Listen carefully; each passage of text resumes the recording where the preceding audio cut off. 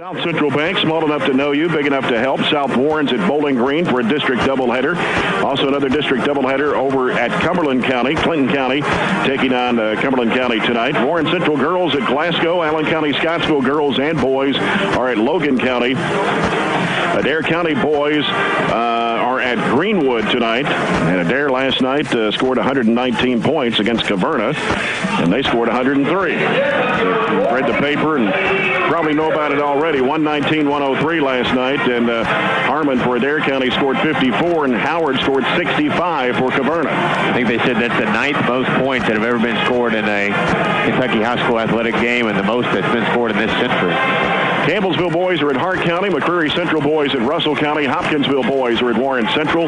Taylor County girls at Monroe County. The boys aren't playing tonight. I think Taylor County boys have a game tonight. Breckenridge County girls are at Edmondson County. Those Monroe games were supposed to have been played last night, but were rescheduled. So that's the schedule for tonight. And let's take a look at the starting lineups of tonight's game. And the starting lineups are sponsored by South Central Bank. Small enough to know you, big enough to help. For the Lady Raiders of Warren East under first-year head coach Orlando Hayden. Starting Kaylin Howard, a 6-foot senior, averaging 12.3 points and 5 rebounds. Cressida Duncan, a 6'1 senior, voted the number 10 player in the region. Averages 12.3, the same as Howard, and 9.2 rebounds a game. Lucy Patterson, a 5'9 freshman, averages 8.8. Allison Hendrick, a 5'7 sophomore, averages 4.4. Haley Heimer, a 5'6 sophomore, averages 4.4 a game. For the Barren County Trojanettes under third-year head coach Piper Lindsay, assistant coaches Abby Beard and Scott Chapman. Bailey Pettigo, 5'8 junior, averaging 10.5 points, 7.5 rebounds. Mallory Pettigo, 5'8 junior, averages 5. Hadley Hammer, 5'6 senior, averages 2.5 points a game. Jalen Bush, a 5'11 junior, averages 4. And Mackenzie England, a 6'1 junior that averages 7.5 points and 7 rebounds a game. Last night, Bailey Pettigo had 16. Mackenzie England had 12. And Carly Delk came off the bench and scored 12 for Coach Piper Lindsay. Jalen Bush added 8 points, and Mallory Pettigo had 8. And good balanced scoring for the Trojanettes last night in that 30-point victory over Thomas Nelson. Was good balanced scoring. It was a total team effort. I thought everybody stepped up. Everybody played well. Our defense was especially good, forcing them into a ton of turnovers. Warren East is better. I went through some records and told you that don't let their record deceive you, but they are better. I think they've got a couple of softball girls that come out and play this year that haven't played in the past. Their softball program is really, really good. And so they have some infused athleticism and talent. So we're going to have to play a pretty good game tonight, and this is a good couple of game stretch going into Monroe County for us to kind of get our feet wet with that Elizabeth. Yeah. Back with the tip-off of tonight's game. The Farmers RACC Jackie Browning Memorial Opening tip-off. After this break, you're following the Trojanettes on 103.7 Nash Icon. Prepare to have your mind blown by Coke Zero. Trojan Thread School Spirit Store is the #1 place to find any and all things BCHS, with a wide selection of clothes including hoodies, t-shirts, long-sleeve shirts, and polos, to everyday items including pens, pencils, notebooks, and stickers, to jewelry including earrings, necklaces, bracelets, and wristbands. So stop by the Trojan Thread Store any weekday from 8 a.m. to 11 a.m. or during any home varsity basketball game. The Trojan Thread School Spirit Store, keeping Barren County in style. Connecting with old friends and remembering the days of being back in high school can be an amazing experience, and that's what the Barren County Alumni Association is all about. With the annual recognition of the Barren County Hall of Honor program, monthly reminders, and a yearly magazine, the Barren County Alumni Association specializes in connecting past classmates while informing the past alumni of Barren County High of current events going on at BCHS. Go online to barrenschools.com to join today. During their most difficult time. Barren County Trojanettes and your Warren East Lady Raiders. Here's your starting lineups. First for Barren County. At 4, a 5'9 junior, number 25, Jalen Bush. At 4, a 6'2 junior, number 35, Mackenzie England. At guard, 5'3 senior,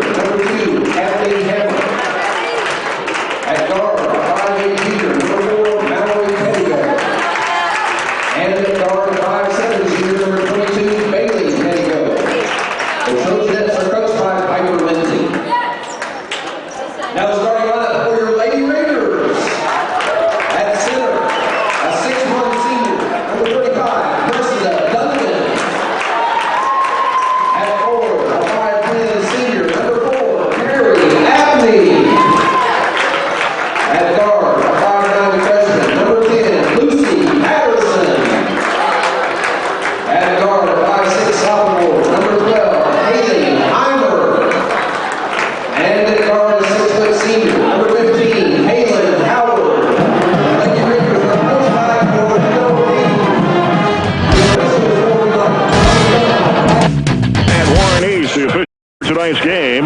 Mike Berry, Tommy Young, and Sherman Kirk. Game official sponsor, Barren County Sheriff Kent Keene, as we get set for the Farmers RECC Jackie Browning Memorial Opening Tip-Off, and a first quarter of action sponsored by Citizens First Bank. Come grow with us. Warren East in their home white. Lady Raiders across the front of their jerseys in blue, outlined in gold. Trojanettes tonight in the traveling burgundy with Barren County in gold. Their numbers in black, outlined in gold. Warren East be moving left to right. Barren County right to left here in this first half of play. Mackenzie England in the jump circle for Barren County. Cressida Duncan for Warren East. Averages almost a double-double the ball game. Takes up some space inside. Her and Mackenzie England will be battling inside for sure. The toss attempt controlled by Warren East as Kaylin Howard will set it up for the Lady Raiders. Out around the top. Now it's picked up her dribble. Looking to go left side with it over to Heimer. As Heimer dropped the ball, going to have to do something with it. Gives it back out front now to Patterson. Patterson has picked up her dribble. Back out to Howard. Howard out between the circles now. Bounce pass in the high post in there to Duncan. Turns and fires. 15. Good. She shoots 60% from the field overall, but I'd imagine most of her shots are much closer than that 15-footer. And they're trying to press, and Bailey Pettigo breaks the pressure, trying to get around her defender. Fires it down underneath the bush, and she puts it up and in. Kind of a one-man press break there after the initial pass, but good long find for Jalen. So both teams pressing here early. Here's a pass knocked down, but Duncan grabs it, sends it across, throws it away. It's intended for Heimer, but she was breaking toward the basket when Duncan released the basketball. So Barren County will get it. 2-2 ball game, 7:09 to go here in the first. You haven't seen a ton of teams press us this year, and you haven't really seen a whole lot of people press with success either. Carrie Abney starting in place of Allison Hendrick for Warren East tonight. Mallory Pettigo deep on the right side, getting some pressure out there. Gets a screen from England, sends it over to Bailey Pettigo. She drives. Here's the floater. It's up, comes up short. Try to get her own rebound. Does. One dribble, trying to go back up and hit the bottom of the backboard. Ball's loose, and Bailey Pettigo diving for it on the floor. Scoots it off to Hammer. Wow, a lot of hustle from Bailey Pettigo. Here's Mallory Pettigo getting and hit the bottom of the backboard again on that shot. That's 2 in a row. And now Warren East will come up with a basketball as Heimer will handle it for the Lady Raiders. Brings it in front court. Out of the right side of the floor. Sends it out to Howard. Now Howard looking. Back over the right side to Heimer. Looking for Duncan down low. Can't find her. Comes back out to Howard. They swing it left side over to Patterson. They go down in the corner now to Abney. And here is Howard with it left side. Giving it back out to Abney. Floats it down. Intended for Duncan. Tipped away by Mallory Pettigo and out of bounds. We saw it last night. We had trouble making entry passes into the post. That wasn't a very good entry pass from the Lady Raiders, and she was defended really well, front and back. Patterson will toss it in. Comes into Howard. Howard has it in the left corner. Has picked up her dribble. Giving it back out now to Heimer. Heimer dribbles against Mallory Pettigo. Gives to Duncan. Top of the key. Fires it down low and couldn't handling the pass. That was Abney. And here comes Barren County. Bailey Pettigo behind the back dribble down the left side of the lane. And now they reach in and tie it up as Abney reached in. Possession arrow going to the Trojanettes. Should be. Or no, it's... Yeah, it should be... Should be Barren County. They got the tip. They got the tip, yeah. Mallory Pettigo, right side of the hoop. Looking. Sends it out front to Bailey Pettigo. 2-2 ball game, 5:45 to go here in the first. We're at Warren East High School in Bowling Green. Bailey Pettigo hands it off to Mallory Pettigo. Get into the weave. Here comes Hammer down the lane. Throws it up. It's blocked in there by Howard and also Duncan. They both got a hand on it. And here comes Howard with it in front court for Warren East. Takes it around to the left side. Giving it out front now to Patterson. Patterson picks up her dribble, looking for Heimer, and going to get a foul on Mallory Pettigo. First foul of the basketball game. It'll be Warren East basketball, 5:16 to go here in the first. A 2-2 ball game. Patterson will toss it in for the Lady Raiders. Comes into Abney. Gives it back to Patterson out front. Now Patterson on the dribble against Hadley Hammer. And now sends it left side to Abney. Abney now looking inside. Nowhere to go, and now puts down the dribble against Bush. Picks it up, free throw line. Here's her shot going up. No. Rebound in there by Bailey Pettigo. Lost the handle. She got double teamed, but Hammer picks it up, gives it off to Mallory Pettigo. Long pass over the head of Bush and out of bounds. A little too much traffic there, and Warren East had actually gotten back, so it wasn't going to be an easy conversion. Howard, Duncan, and Abney are the three seniors on this Warren East ball club. 4:40 to go first period here. It's 2-2. Duncan with it on the left side, just inside the arc. Goes down to the corner, Abney, or rather to Heimer. Heimer gives it to Abney. Over the right side, Howard, right wing three, no. Abney with the offensive board, throws it back up short. Duncan puts it back up, it's no good. Mackenzie England with the rebound. Outlet pass up court to Bailey Pettigo. Drives against Howard, puts it up, it is good. Barren County on top 4-2. Patterson, as Mallory Pettigo came into the back of Patterson, and that will be her second personal, number 2 on the Trojanettes. And she'll have to sit out with 4:10 to go here in the first quarter. And Eve Jackson checking into the Trojanet lineup, 5'9" sophomore, averages 6 points a game. 2 nights in a row. Mallory was in foul trouble last night as well, right? Yep. So Warren East, Haley Heimer with the basketball. Sends it off right side to Duncan on the way. Looking inside. Holds it high above her head. Now looking, still looking. Goes down to the corner. And timeout by Orlando Hayden and the Warren East Lady Raiders as we take a a Big O timeout. Brought to you by Big O Tires of Glasgow. 3:57 to play here in the first quarter. The Trojanettes with a 4-2 lead. They have not really moved or done anything in their couple of half-court offensive possessions, and he's drawing up on his little chalkboard maybe a better spacing idea for them to try to get the ball. I would assume they would try to get the ball into their big girl a little bit more than they've looked. The only time she's caught the ball, she's about 15 feet away from the basket. Not ideal for how she wants to score. Again, Elizabeth Bertram out with a knee injury, and of course Emma Hughes, who dresses out with the varsity, out with recovering from a concussion. So limited bench again tonight for the Trojanettes.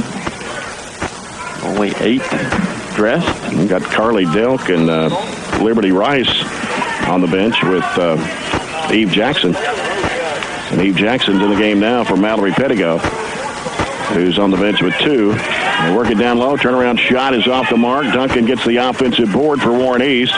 Throws it back out to Heimer. Here's Howard with it. Top of the key. Drives right of the lane. Spins back left. Double team. In trouble. And ball gets loose. And jump ball possession arrow to the Lady Raiders. Number 32, Caroline Forrester, 5'11" freshman in the lineup for Coach Orlando Hayden and the Warren East Lady Raiders. Patterson to toss it in.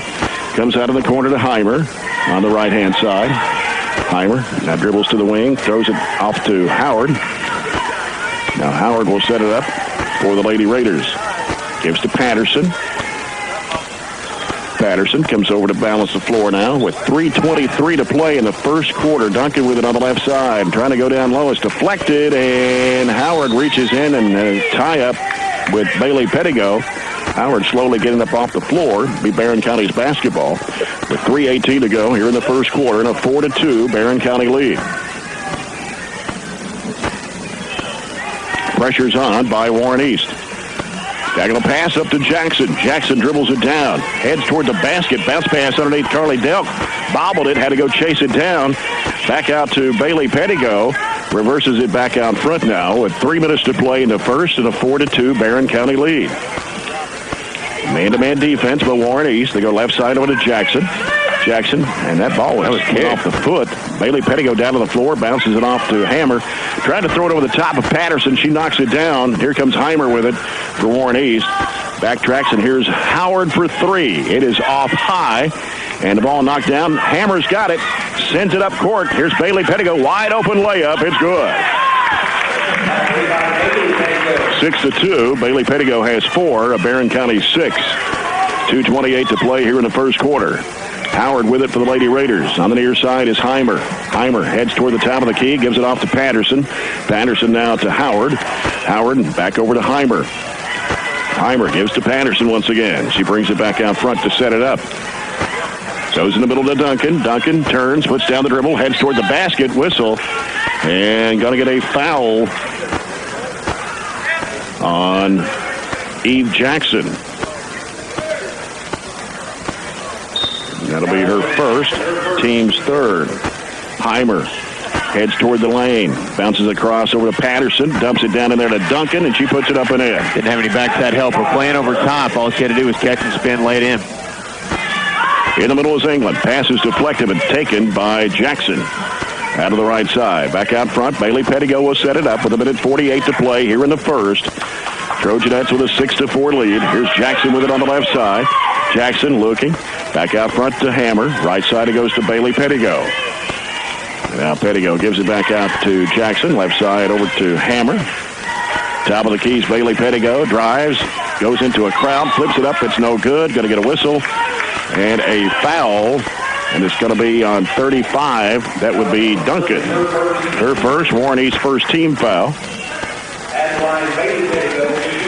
Bailey Pettigo, 53.6% free throw shooter. First one is up, no good. First free throws of the game.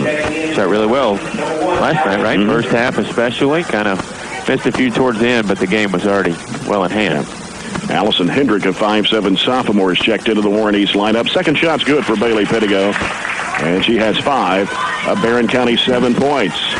7-4 Trojanettes with 1:22 to go in the first. Here's Patterson to the right side with it for Warren East.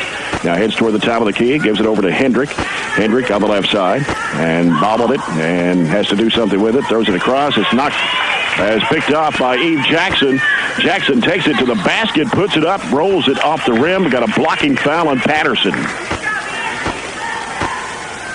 That'll be her first, and the Lady Raiders' second team foul. So Eve Jackson will step to the free throw line. Averages 6 points a game coming off the bench. A 56.5% free throw shooter. First one comes off. So she'll have one more. 1:06 to go here in the opening quarter. It is 7-4, Barren County. Jackson puts it up in the air. It rims good. 8-4. Backed off the pressure. We've only shown that a couple of possessions. Heimer with it on the right side. Out to Hendrick. Hendrick on the dribble. Sends it off to Patterson. Patterson will give it off to Heimer. She comes over. Now back off to Hendrick. Hendrick trying to make a move. Can't. Gives it off to Patterson. Patterson looking. Back out now to Heimer. Drives left of the lane. Gives it off in the corner to Howard. Goes baseline. Bounce pass underneath. And a shot blocked. Going to get a foul.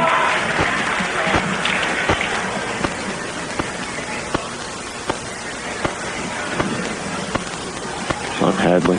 Foul on Hadley Hammer. First, that'll be number 4 on the Trojanettes. At the line for Warren East is Caroline Forrester. The free throw's good. 49% shooter. 5'11" freshman that averages just over 3 points a game. Mackenzie England going to check out, and it's Jillian Bush back in for Coach Piper Lindsay. Forrester back at the line for one more. It's up, and it's good. So she hits both free throws to make it an 8-6 ball game. Trojanettes by 2, 38 seconds to play here in the first. Bailey Pettigo in the backcourt, bounces it over to Hammer, had to go chase it down. Now she needs help, gives it back to Bailey Pettigo, back to Hammer, gets it across, bounce pass comes to Delk, fires it off to Jackson, sends it down low, shot put up and in by Bush. Once we got it past that first line of defense, it was easy from there. 10-6 Trojanettes. Hendrick with it out front for Warren East. 15 seconds to go in the quarter. Out to Patterson. They give it now to Heimer. Back out to Patterson. 10 seconds to go. Back to Heimer on the right side. Heimer gets around Jackson, throws it up and in. 10-8. And Bailey Pettigo going to have to get up a desperation shot. And almost got that one to go from about 50 feet away. That's the end of the first quarter. The Trojanettes on top, 10-8 over Warren East. We'll be back after this break. You're following Trojanet basketball on 103.7 Nash Ice. Quiz. What's the most important part of a ship? No, that's Don't too answer. 20. Good morning. No, that's too extra. Good. Sorry everyone, please excuse Aaron while he prepares to tell the latest BCHS news live on the air. Hello, hello, hello. Hello?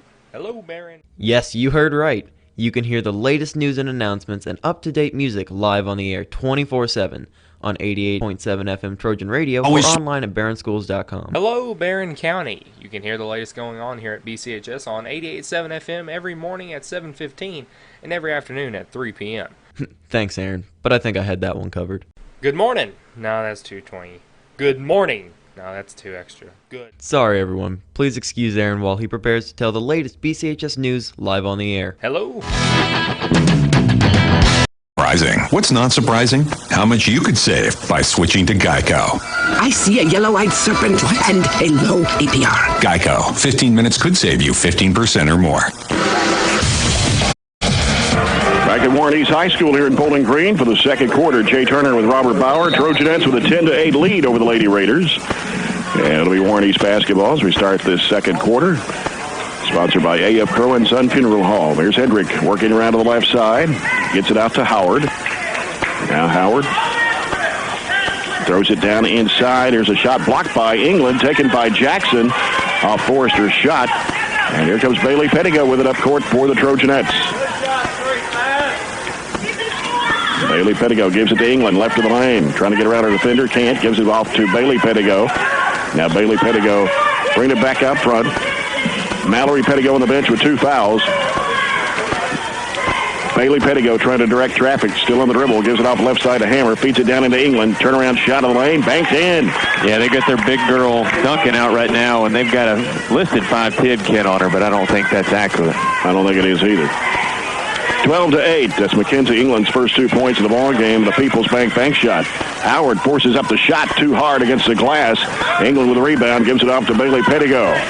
Bailey Pettigo breaks toward the middle. On the left side of the lane. Now curls it back out. Gives to England. Free throw line. Trying to throw it to the top. It's caught by Jackson. She throws it up. No good, but a foul. Really a tough catch, and she batted it to herself. And a foul on 15. That is Howard for Warren East. Her first, team's third. And Eve Jackson at the line. 1 of 2 at the stripe here in the early going. Puts it up, and it rims good. Cressida Duncan back in the game now for the Lady Raiders. 13-8 Trojanettes. 6:48 to play here in the first half. Second shot on the way. Good for Jackson. In the game now for Warren East is Olivia Price, a 5'9" sophomore. 14-8, Barren County. Warren East with a basketball. It's Hendrick handling out front. Duncan comes to set a screen. Bounce pass off the left side. Heimer brings it back out, gives to Patterson, takes, drives. Hammer slices it away, out of bounds. 6:32 to go here in the first half. The Trojanettes 14, Warren East 8. Patterson will toss it in. And lobs it in there, knocked away, and Jackson comes up with the basketball, gives to Bailey Pettigo. Bailey Pettigo fires it to England. England throws it back out to Jackson for a 3-ball. It is no good. And the rebound taken by Hendrick for Warren East. Hendrick crossover to the left. We'll bring it back out to set it up. Goes right side with it to Patterson. Dumps it down in there to Duncan. Across underneath. Shot blocked by Bailey Pettigo. Looked like all ball from this angle. And it's going to put Price at the free throw line for 2. First foul on Bailey Pettigo. That's 5 of the Trojanettes here in the first half. Olivia Price, 5'9" sophomore. That averages 2.8 points a game. Puts it up. It's no good. 64.5% free throw shooter. Carly Delk, 5'9" sophomore, comes in for Hadley Hammer for the Trojanettes. And Olivia Price back at the charity stripe for her second free throw shot. It's on the way, and she missed it. Rebound taken by Jalynn Bush. 2 minutes gone here in the second. It's 14-8, Barren County. As Bailey Pettigo handles the basketball out front against Heimer. Dribbles left, wants to drive, cut off, giving it out to Delk. Delk now throws it off to Eve Jackson. Eve Jackson to the right side. Now looks, throws it back out to Bailey Pettigo. Bailey Pettigo trying to drive. She's cut off by Heimer again. Now takes back off, goes underneath, puts it up. It's good. That stutter step has gotten her a lot of moves to the rim. 16-8. Turnaround shot by Duncan. Good from 15. Quick pull-up and turnaround. That's her 6th point of the game. 16-10. Bailey Pettigo with it on the left side for the Trojanettes at 5:17 to play here in the first half. Started closely by Heimer. And it'll be a traveling violation on Bailey Pettigo.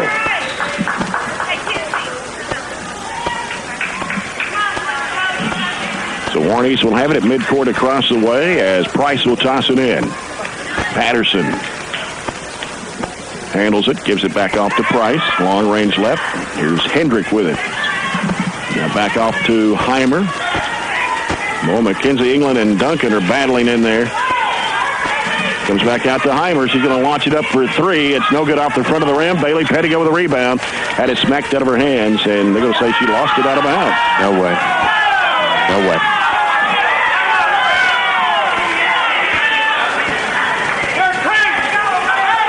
So Warren East will have the basketball. 4:51 to play here in the first half. 16-10. Yep, they missed that one. Patterson right of the key. Sends it left side over to Price. Down to the corner is Hendrick. Hendrick bounces it down low in there to Duncan. Works inside. Throws up the right-handed hook. No good. Battle for the rebound. Jump ball. Possession arrow to the Trojanettes. Made her go away, fade away on that running hook from the basket. Still had to battle for the rebound. So now Warren East putting some pressure onto the backcourt. Bailey Pettigo lobs it across on an angle to Delk. She goes to the basket, shot it too hard. England had it for a moment, then lost it to Heimer. Heimer, crossover move, sent it to Duncan, and she lost the handle and it goes out of bounds. It's a really tough place for a post player to catch the basketball and have to put it on the floor. Mallory Pettigo is going to check back into the Trojanet lineup with those two fouls. She'll come in for Eve Jackson. 4:13 to play here in the second. Barren County 16, Warren East 10. Mallory Pettigo over to Bailey Pettigo. Going to have to get it across here. Works it across the line, sends it down. Here's Delk, lobs it to Bush, and she puts it in. Jalynn Bush with her 6 point. 18-10 Trojanettes. 3:54 to play here in the first half. Over the left side is Patterson. Out top now, they give it to Heimer. Heimer goes right side over to Hendrick. Now Hendrick will circle it out to the top, gives it over to Patterson on the left side. Patterson looking back to Heimer. Right side corner is Price. Now here's Duncan with it. The right elbow. Now steps back, shoots a free throw shot that's no good. Bailey Pettigo with the rebound. Outlet pass comes up to Bush, and she tries to go over the shot. Going to get a foul here on Heimer. That'll be her first, and number 4 on Warren East here in the first half. As the ball comes out to Bailey Pettigo. Now needs some help. Bounces back out to Mallory Pettigo. 3:20 to go in the first half. Barren County 18, Warren East 10.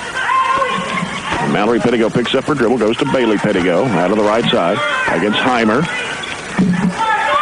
Still dribbling, throws it across to Mallory Pettigo, feeds it down to Bush, turns, puts it up, it is good, and a foul. They just don't have a second post to guard it. And a foul on 30. That is Price. Her first, team's 5th. Barren County has the score doubled up. Bush at the line, puts it up. It is coming off. Just kind of danced up on the back of the rim and fell off. Heimer with it on the right side. Giving it out to Hendrick, top of the key. Almost double dribbled it there. 2:50 to go. First half. Price, left corner. Out to Patterson. Back to Price. Trying to go baseline. Falls down with it, and then they'll call traveling violation on Price. Bailey Pettigo reached in to tie it up. Hadley Hammer back in the Trojanet lineup for Mallory Pettigo with 2:43 to go here in the first half as the Lady Raiders set up at a 2-2-1 zone court press. Gotten a couple of buckets. I think it was a good idea to get her out and not pick up the third. Bailey Pettigo in the backcourt with it. Diagonal pass up court to Delk. Oh, bad pass. Went right in the hands of Duncan, then she threw it away. Bailey Pettigo with it now for Barren. And then threw it away. Went right in the hands of Duncan there. And here comes Warren East this time with Patterson. And throws it off on the right side to Heimer. Here's Duncan. Left side Hendrick. And she walked. Everything's in a hurry tonight. We're in a big hurry, especially on our offensive end. And in for Warren East now, Micah Kiefer, 5'8" senior. Eve Jackson returning to the Trojanette lineup for Carly Delk. 2:17 to go before halftime. Bailey Pettigo in the backcourt with the Trojanettes leading 20-10. Bailey Pettigo gets it across the midcourt line. Works out front against Heimer. Still on the dribble. And we got a whistle away from the ball. And they're going to call it on England away from the ball. Didn't see it. Her first, team sixth. 2 minutes to play here in the first half. Lady Raiders with the basketball. Heimer. And they lose it out of bounds. Threw it off right to Kiefer there and took her eye off the basketball. Dropped it out of bounds. Barren County with 1:50 to play here in the first half, leading 20-10. Bailey Pettigo against Heimer. Sends it down to Jackson to the right corner. Eve Jackson bounces in there to England. Gives to Bush. Left elbow. Her shot is in and out. And rebound put back up and in by Bailey Pettigo. Took it out of the hands of Patterson and laid it in. 22-10. On the other end, here's a shot going up and through the net for Heimer. 22-12. Bailey Pettigo out of the left side. Wants to go baseline. Got fouled by Heimer. That'll be her second of the team's sixth.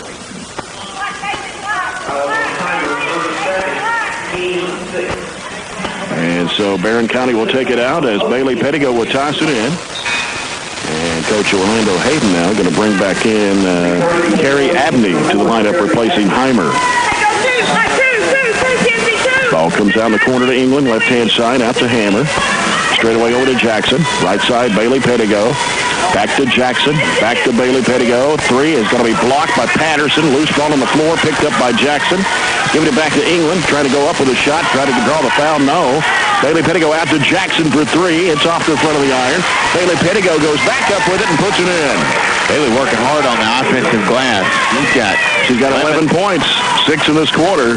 24-12. Trojanettes with 47 seconds to go before halftime. They dump it down in there to Patterson. Taken away from her by Jackson. Came right from behind. Bailey Pettigo off the Hammer on the left wing. Here is England in traffic and a whistle. Jump ball, they say. Possession arrow to the Lady Raiders with 32.5 seconds to go.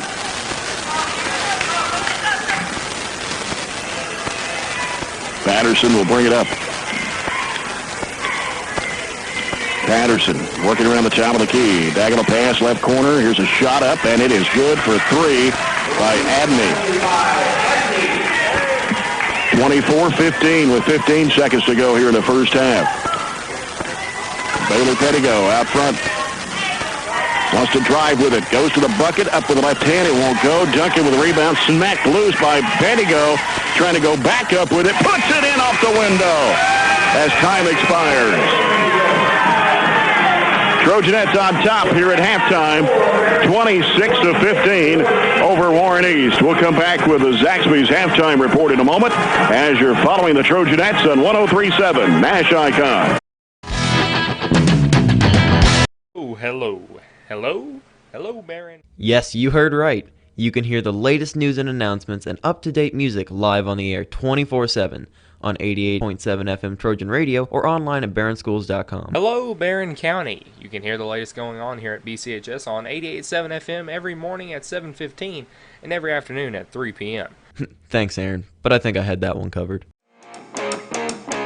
Heading into the second year from an approximate 12-year hiatus, the Trojan Times has an all-new look and an all-new approach to bringing you BCHS happenings. We are an entirely student-based publication working more than ever this year to inform you with BCHS happenings. I'm Brennan Crane, Editor-in-Chief, and I can say that we are thrilled to showcase BCHS in a whole new way.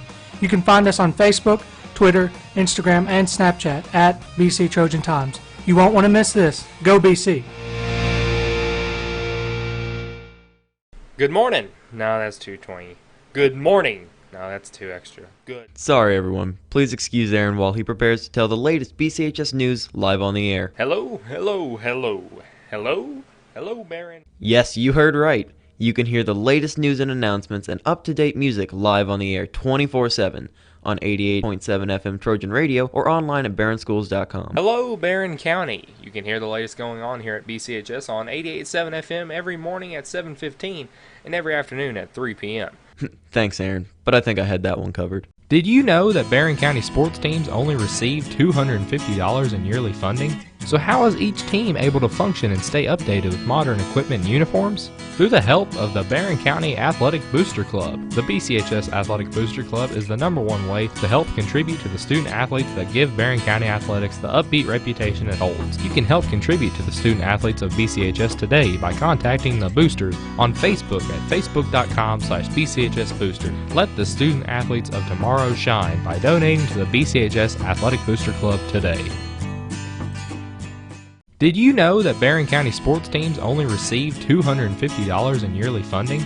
So how is each team able to function and stay updated with modern equipment and uniforms? Through the help of the Barren County Athletic Booster Club. The BCHS Athletic Booster Club is the #1 way to help contribute to the student athletes that give Barren County athletics the upbeat reputation it holds. You can help contribute to the student athletes of BCHS today by contacting the boosters on Facebook at facebook.com/BCHS Booster. Let the student athletes of tomorrow shine by donating to the BCHS Athletic Booster Club today.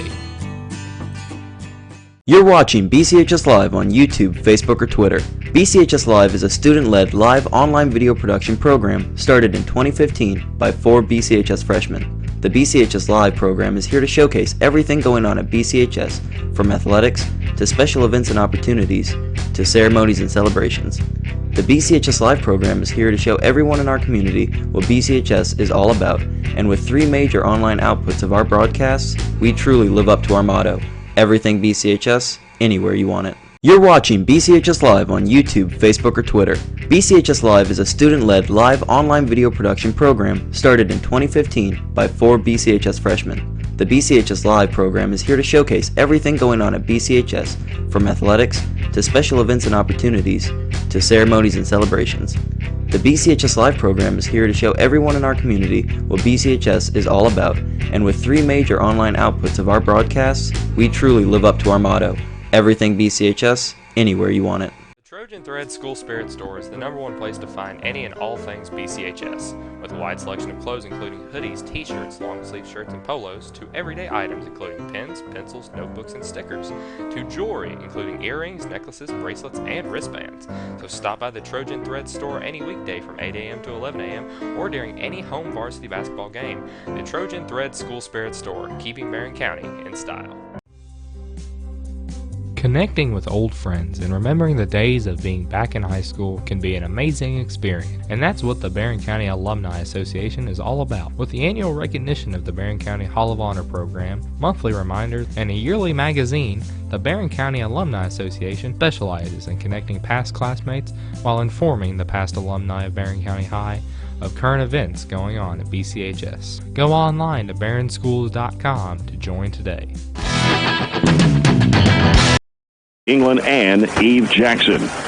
Looking at the first half stats, first for Warren East, they were 6 of 17 from the field, 35.3%, 1 of 4 on three-point shots, 2 of 4 from the foul line, and the Lady Raiders with 11 rebounds, 3 of those on the offensive end. It shows 13 turnovers in the first half for Warren East, 1 block shot and 3 steals. The Trojanettes in the first half, 11 of 23 from the floor for 47.8%, 0 for 4 from behind the arc. Trojanettes were 4 of 7 from the free throw line, had 13 rebounds, 4 on the offensive end, but turned the ball over 7 times in the first half, had 8 steals.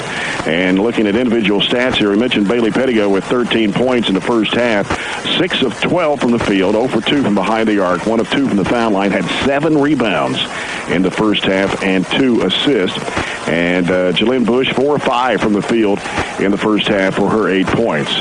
Looking at points off turnovers, Barren County with 7, Warren East with 3. Points in the paint, Barren County with 22, the Lady Raiders with 6.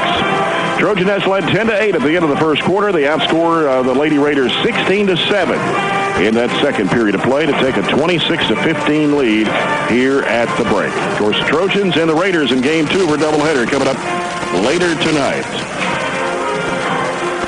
And that's the story of the first half. We'll come back and get ready for second half action. This has been the Zaxby's halftime report. We'll also let's take a look at the Coca-Cola scoreboard before we go to break here. And Glasgow is playing Warren Central girls tonight. Glasgow leads Warren Central after 14-3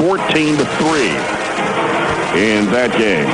And there are other games going on, some district doubleheaders tonight, as we mentioned in the pregame report. South Warren's at Bowling Green tonight, Clinton County at Cumberland County, and a score at halftime in that girls' game between Bowling Green and South Warren. Bowling Green leading 26-25 over the Lady Spartans. That's kind of surprising. A little bit, yeah. I would think that even though Bowling Green has a pretty good team, South Warren top 10 in the state, would easily be favored in all their district games in the 14th. Yep. All right, we'll come back for the third quarter, brought to you by A.F. Crow and Son Funeral Home, reminding everyone, please don't text and drive. Again, the score here at halftime, it's the Trojanettes 26, Warren East 15, as you're following Barren County High basketball on 103.7 Nash Icon. When the town of West Liberty, Kentucky was leveled by storms, who helped them rebuild? When tornadoes ripped through Mayfield, Kentucky, who helped them pick up the pieces? And when 80,000 Kentuckians had auto claims last year, where'd they turn for help? Kentucky Farm Bureau Insurance. For more than 70 years, no one has shown Kentucky the love like KFB. Kentucky Farm Bureau Insurance. KFB loves KY. Call me, Matt London, at the Reynolds Road office today, 678-3500. Did you know that athletics can help reduce pressure and stress within our youth? I'm Micah Woodpence, and I'm running for family court. Trojan Thread School Spirit Store is the #1 place to find any and all things BCHS, with a wide selection of clothes including hoodies, t-shirts, long-sleeve shirts, and polos, to everyday items including pens, pencils, notebooks, and stickers, to jewelry including earrings, necklaces, bracelets, and wristbands. So stop by the Trojan Thread Store any weekday from 8 a.m. to 11 a.m. or during any home varsity basketball game. The Trojan Thread School Spirit Store, keeping Barren County in style. Heading into the second year from an approximate 12-year hiatus, the Trojan Times has an all-new look and an all-new approach to bringing you BCHS happenings. We are an entirely student-based publication working more than ever this year to inform you with BCHS happenings. I'm Brennan Crane, editor-in-chief, and I can say that we are thrilled to showcase BCHS in a whole new way. You can find us on Facebook, Twitter, Instagram, and Snapchat at BC Trojan Times. You won't want to miss this. Go BC! The Burgundy Media Network, or BMN for short, is a network of Barren County High School's 3 major media outlets: 88.7 FM, Trojan Radio, BCHS Live, and the Trojan Times school newspaper. As a whole, we are determined to provide you with BCHS news, sports, and interest like never before. Check out our weekly newscast broadcasted every Friday from within Barren County High School, or check out our website at barrenschools.com/BMN. From all of us to you, we thank you for your support of all things BCHS. The Burgundy Media Network, or BMN for short, is a network of Barren County High School's 3 major media outlets: 88.7 FM, Trojan Radio, BCHS Live, and the Trojan Times school newspaper. As a whole, we are determined to provide you with BCHS news, sports, and interest like never before. Check out our weekly newscast broadcasted every Friday from within Barren County High School, or check out our website at barrenschools.com/BMN. From all of us to you, we thank you for your support of all things BCHS. You're watching BCHS Live on YouTube, Facebook, or Twitter. BCHS Live is a student-led live online video production program started in 2015 by 4 BCHS freshmen.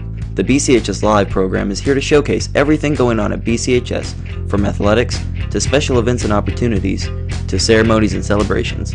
The BCHS Live program is here to show everyone in our community what BCHS is all about, and with 3 major online outputs of our broadcasts, we truly live up to our motto: everything BCHS, anywhere you want it. As Mallory Pettigo handles it, Warren East will set up in a 2-3 zone defensively. Here's Hammer on the right side. Throws it across to Bailey Pettigo. A little 10-footer, high arching shots. An air ball caught by Howard. And Howard's going to bring it up for Warren East. Sends it left side over to Heimer. Heimer takes it down the corner. Steps back for a 3-point shot. It's no good. Rebound to Lynn Bush. Bounces it off to Bailey Pettigo. Bailey Pettigo. Crossover dribble. Gives it off in the corner to Hammer. Fakes a 3. Moves in. Bounce pass in the lane to England. Throws it back out to Mallory Pettigo. Dribbles into the key. Back out front to Bailey. Now back to Mallory. Here's Hammer with it. And now feeds it in the lane there to Bailey Pettigo. Splits the defenders. Throws it up and in with the right hand. Got really good splitting defenders and keeping her balance. 15 points for Bailey Pettigo, and it's 28-15. 1 minute gone here in the third quarter. Patterson goes left side with it to Howard. 3-ball in the air. No. Popped out. Rebound to Hammer. Hammer picks up her dribble. Going to have to give it to somebody. Gives it to Mallory Pettigo. Mallory Pettigo, left side. Bailey Pettigo. Back out to Mallory. Now Hadley Hammer with it on the right side. Cross-court pass over to Mallory Pettigo. Fakes a three. Drives in. Cut off by Abney. Sends it back out around the perimeter. It's Hammer with it. Out front now, Mackenzie England. Right side is Hammer. Back out front to Bailey Pettigo. Mallory. Back to Hammer on the right side. Down the corner, Bailey Pettigo. Works it in there, and that ball skipped off England. Taken by Duncan. Up court it goes to Patterson. Patterson, crossover dribble. Throws it up on the run and banked it in. And Warren East wants a timeout. With 6:12 to go here in the third quarter, we'll take a Big O timeout. Big O Tires of Glasgow, 28-17, the Trojanettes. Changed the defense a little bit, gone to a zone. And we actually did really good against the zone the other night. And it's not a really aggressive trapping zone by any means. It's very soft. There's a lot of holes in it, but we have to be patient enough to find those holes. We have to go sit down and make contact. We can't just kind of passively sit there and wait for somebody else to make a play and get us the basketball. So even though Warren East called that timeout to keep us from getting the basketball down the floor quickly off their make, we maybe could use that to talk about some things to do against the zone. On the Coca-Cola scoreboard, Openacoke and enjoy the game. Glasgow 36, Warren Central 11 in the girls' game. Mallory Pettigo gives to Hammer on the right side. Puts down the dribble. Now cut off by Patterson. Picks up her dribble, gets it down in there to Bush, goes around Howard. Should have been a foul or something there, but no call. Yeah, they went back man that possession. And bounce pass up court. Here's Heimer. Bounce pass underneath is broken up, stolen by England. Outlet pass comes to Bailey Pettigo. She drives toward the hoop, lays it up. It is good. Shot that one over Howard.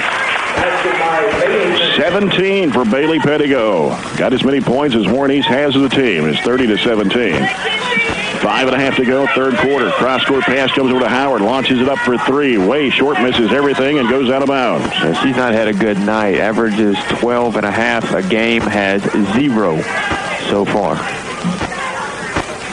Trojanettes led by 11 at halftime. It's now 13. 30-17. Mallory Pettigo. England's come over to set a screen. Pulls up left elbow. Her shot is good. Right down the middle of the twine. Mallory Pettigo's first 2 points of the night. 32-17, Barren. Here's Patterson. Drives on the run. No. Rebound taken in there by Hammer. Lost it. And now Heimer with it. Wants to shoot a three, but can't. Gives it off to Patterson. Patterson cuts back left. Gives it back out to Heimer. Top of the keys, Howard. Howard wants to drive against Bailey Pettigo. Puts it up. It is no good. Bailey Pettigo with a rebound. Races down the floor with it. Drives against Abney. Throws it up. No good. Foul on Abney. Her first. Team's first the second half.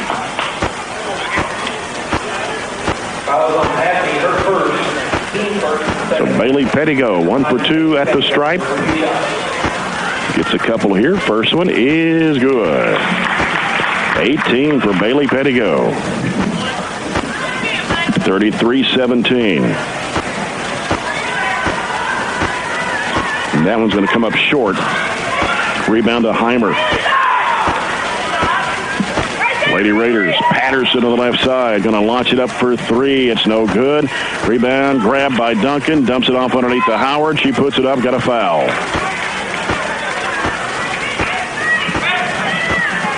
Foul is on Bailey Pettigo, her second. Team's first of the second half. And Kaylin Howard, a 69.5% free throw shooter for two. First one's good. We've completely eliminated Howard. In a lot of ways, we've eliminated Duncan, too. She's had to shoot 15-footers for at least 2 of her 3 buckets. And Howard gets both free throws. 33-19, Trojanettes.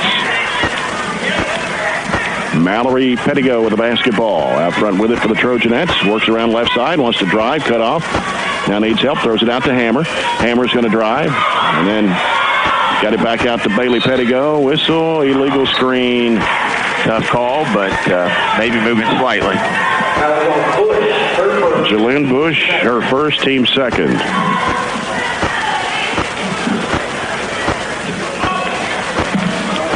Patterson with it for the Lady Raiders.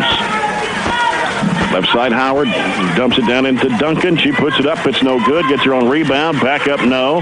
Fighting for it. England in there. Ball gets out of bounds, and Warren East will get it back underneath. Dropped it on the baseline. Patterson will toss it in for the Lady Raiders. Ooh, we're going to have a foul here on somebody. Mackenzie England is going to be caught with a second foul, and that'll be the third one on the Trojanettes. He didn't sell it very well, but she probably did push through the screen. And here's Howard. We'll hand it off to Abney. Heimer going right side against Mallory Pettigo.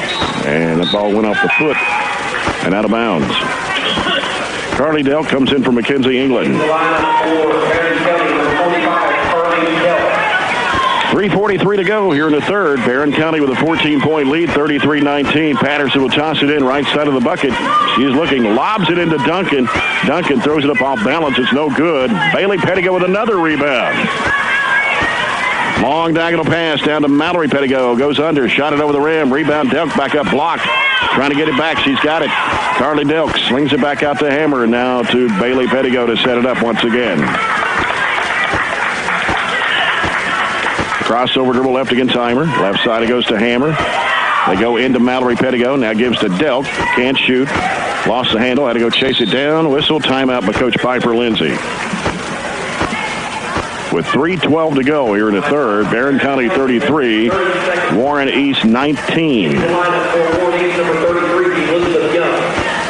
And they're going to bring Elizabeth Young in the game, a 6'2 senior. They have a total of 5 seniors on the roster, and only 3 that start. It'll be the first appearance for Young in the game. They had to keep her in a little earlier, another senior, but she only played about a minute and a half. Well, they played 10, I think, tonight. Yep.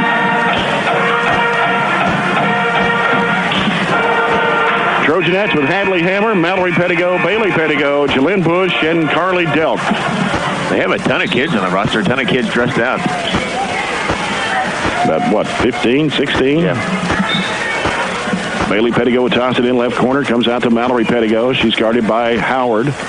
They've gone man-to-man now. Mallory Pettigo drives against Howard, and we're going to have a blocking foul charge to Heimer, I believe. And on Heimer, that's her third. Team second of the half. Mallory Pettigo feeds it to Bailey Pettigo, lays it up and in. Somebody missed that defensive assignment. 20 points for Bailey Pettigo. 35-19, Trojanettes. 2:53 to go in the third. In the middle, they give it to Young. Puts down one dribble at the free throw line. Needs some help. Jalynn Bush trying to fight for it to reach in to tie it up. 3 seconds in the lane. As Young had a foot in there, and so the turnover gives it back to Barren County with 2:45 to go here in the third quarter.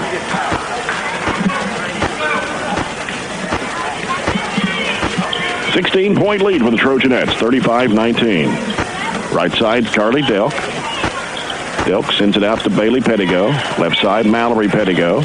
Out top is Bush. Over to Hammer. The Hammer getting some pressure from Patterson, and now Bailey Pettigo leaves her defender, Heimer, for a moment. She's still on the floor with those 3 fouls. Bailey Pettigo gives it off to Mallory Pettigo. Stops with a 10-foot shot that rolls in. It seemed like they tried to extend us out a little bit that time, and I contest that's the worst thing for us to do. It allows us to see the floor and spread it out. Ball knocked away by Hammer out of bounds. It'll go back to the Lady Raiders as they get Allison Hendrick back in the game for Warren East. She'll replace Howard with 2:04 to go. here in the third period. Barren County 37, Warren East 19. And the ball comes out to Heimer. She gives it to Hendrick. Down in the corner is Young on the right-hand side. Back out to Hendrick. Bounce pass off to Heimer. Left side, Patterson. Patterson back across. Here's a three in the air. No good for Hendrick.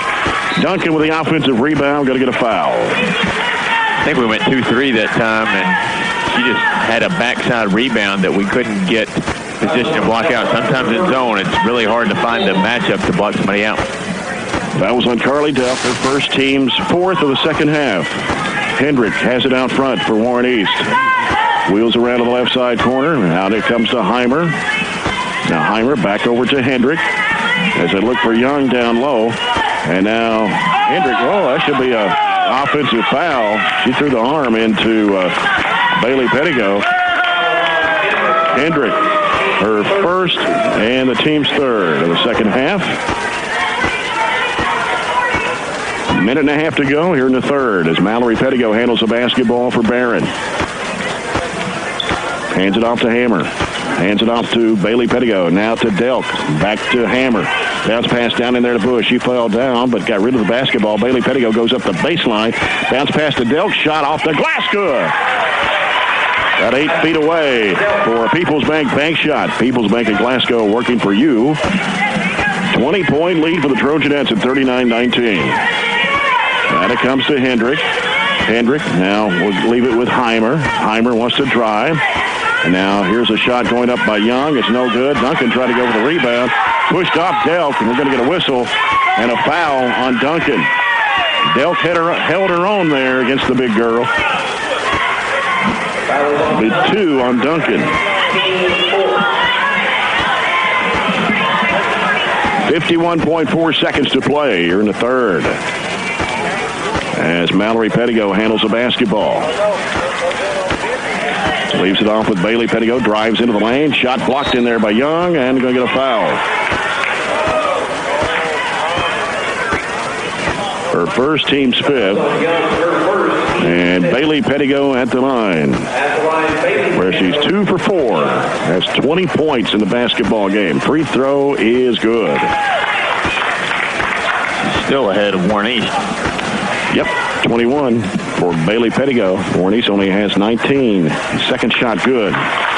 Nothing but the nylon on that one. 41-19 Barren.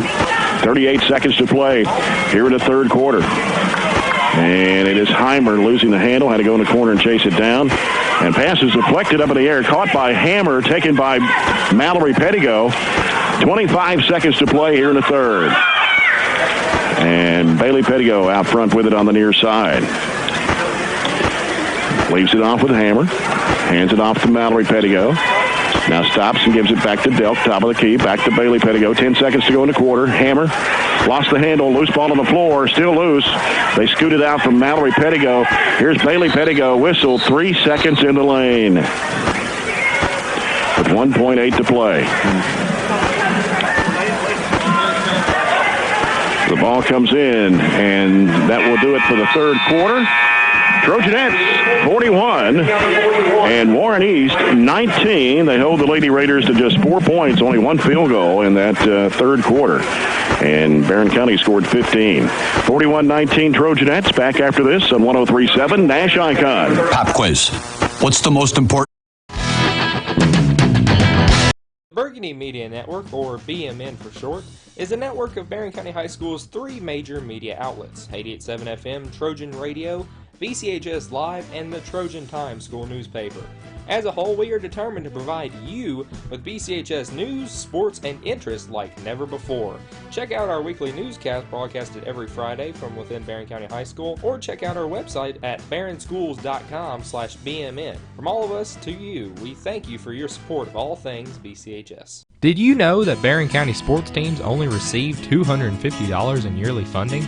So how is each team able to function and stay updated with modern equipment and uniforms? Through the help of the Barren County Athletic Booster Club. The BCHS Athletic Booster Club is the #1 way to help contribute to the student athletes that give Barren County athletics the upbeat reputation it holds. You can help contribute to the student athletes of BCHS today by contacting the boosters on Facebook at facebook.com/BCHSbooster. Let the student athletes of tomorrow shine by donating to the BCHS Athletic Booster Club today.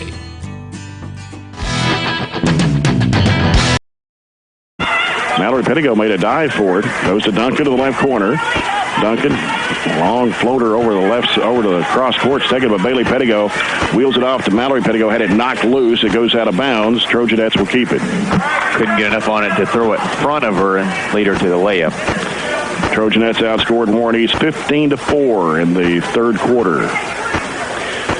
Mallory Pettigo will toss it in for Barren. Left baseline, and tried to throw it over the top. It's knocked out of bounds.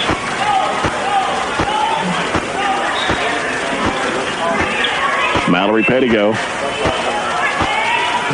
still looking, sends it out to Bailey Pettigo on the left side, brings it out center court against Heimer. Dribbles right, splits the defenders, bounce pass, deflected, try to go to England underneath the basket. Stays with Barren County, 7:25 to go. Barren up by 22.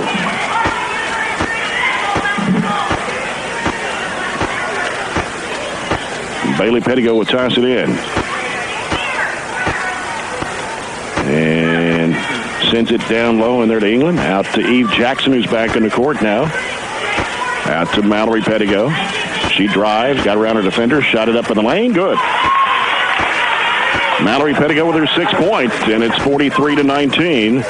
Barren County, 7:08 to go in the basketball game. Patterson with it for East. Throws it up off the dribble. It is no good off the back iron. Rebound taken by England. England needs help. Fires it out to Bailey Pettigo. Diagonal pass is going to be broken up, knocked out of bounds. Off the hand of Forrester, who checked back in.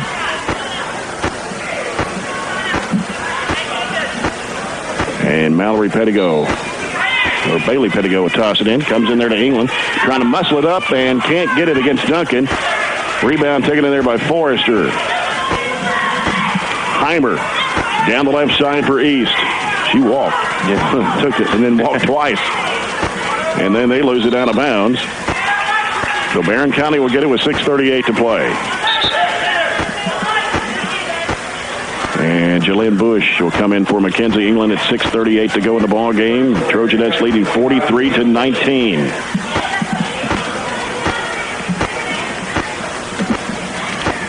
Mallory Pettigo with it on the near side on the dribble. Crosses back left, gives it off to Bailey Pettigo, hands it off to Jackson. Jackson hands it back off to Delk, and now Bailey Pettigo. And now here's a shot by Jackson, the baseline. It's an air ball taken by Duncan. And taking it down is Heimer. Stops and looks and gives it out to Hendrick. Back over to Heimer, long range right. Into Duncan, got a whistle and a foul.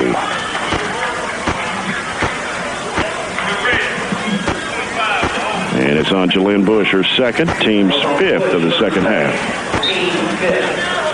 Warren East basketball to take out. They lob it into Duncan. She throws it up, no good. Gets her own rebound, puts it back in, and draws a foul. Only their second field goal of the whole half. They had one in the third quarter. Number 3 on Jalen Bush, and the 6th one on the Trojanettes here in the second half. Duncan, a 49% free throw shooter. 4 field goals for her tonight, and the shot goes up, and it's good.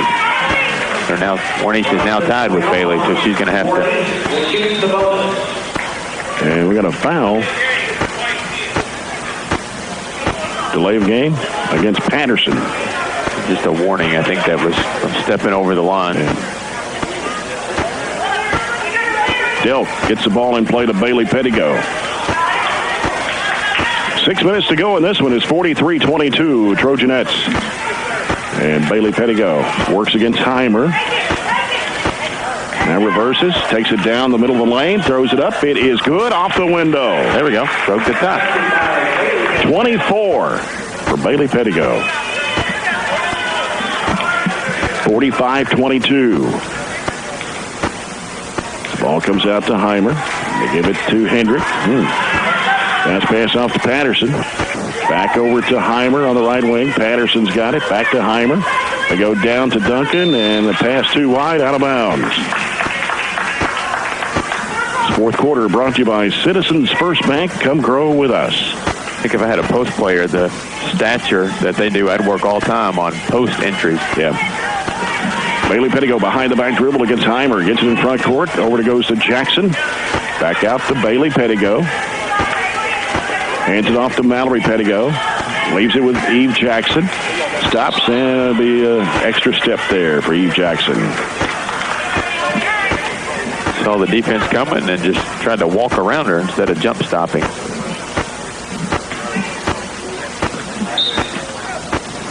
Inbounds pass comes to Hendrick.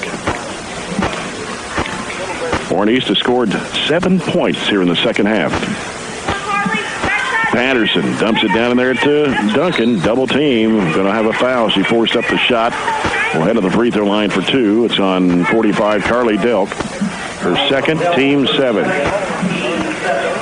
More than doubled them up pending the result of this free throw. So the game well in hand. And Duncan at the line. Puts it up, and it's no good.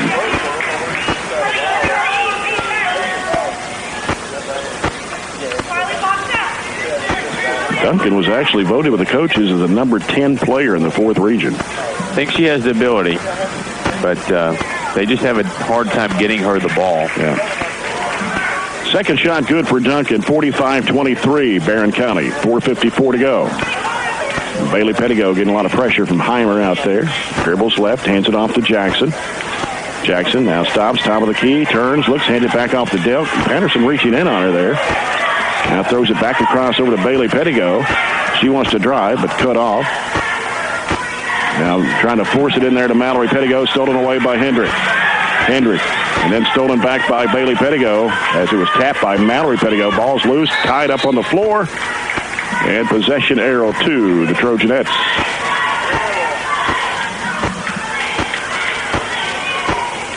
.426 to play. Eve Jackson will toss it in as it comes into Mallory Pettigo. She'll bring it up against Hendrick. Gets it across. Now gets rid of it to Jackson to the left wing. She puts down one dribble, bounces off to Bush. Right side over to Mallory Pettigo. Feeds it to Bailey Pettigo, breaking in the lane, goes under, puts it up good, and a foul. Nice entry pass. There was a long way to throw it all the way across the lane. You don't complete many of those. Foul is going to be on Duncan. 3 on Duncan and 6 on Warren East here in the second half. Bailey Pettigo is 4 of 6 from the stripe. Shot goes up, it's good. 27 for Bailey Pettigo. 14 here in the second half. I would assume that's a career high. We don't. I would think so, yes. Have those stats readily available.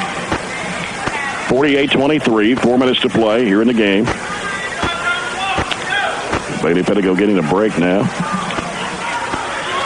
She's still got a 4-point lead, so we can leave her on the bench for a little while. Timeout by Warren East. 3:51 left to go. Barren County 48, Warren East 23 as we take a Big O timeout. Big O Tires of Glasgow. Trojans and the Raiders. Our second game coming up later tonight. Take a look at a Coca-Cola scoreboard check. After 3, Glasgow girls lead Warren Central 57-25. Not much problem dispatching Lady Dragon. See what that score is between South Warren and Bowling Green? Yep. See if I can get an update. Here we go. South Warren up 10 now, so they pulled it out at the end of the third quarter. I think it'll be very hard for somebody to beat South Warren. They're just really, really good. Yeah. And they have multiple players that can score, multiple players that can handle the basketball.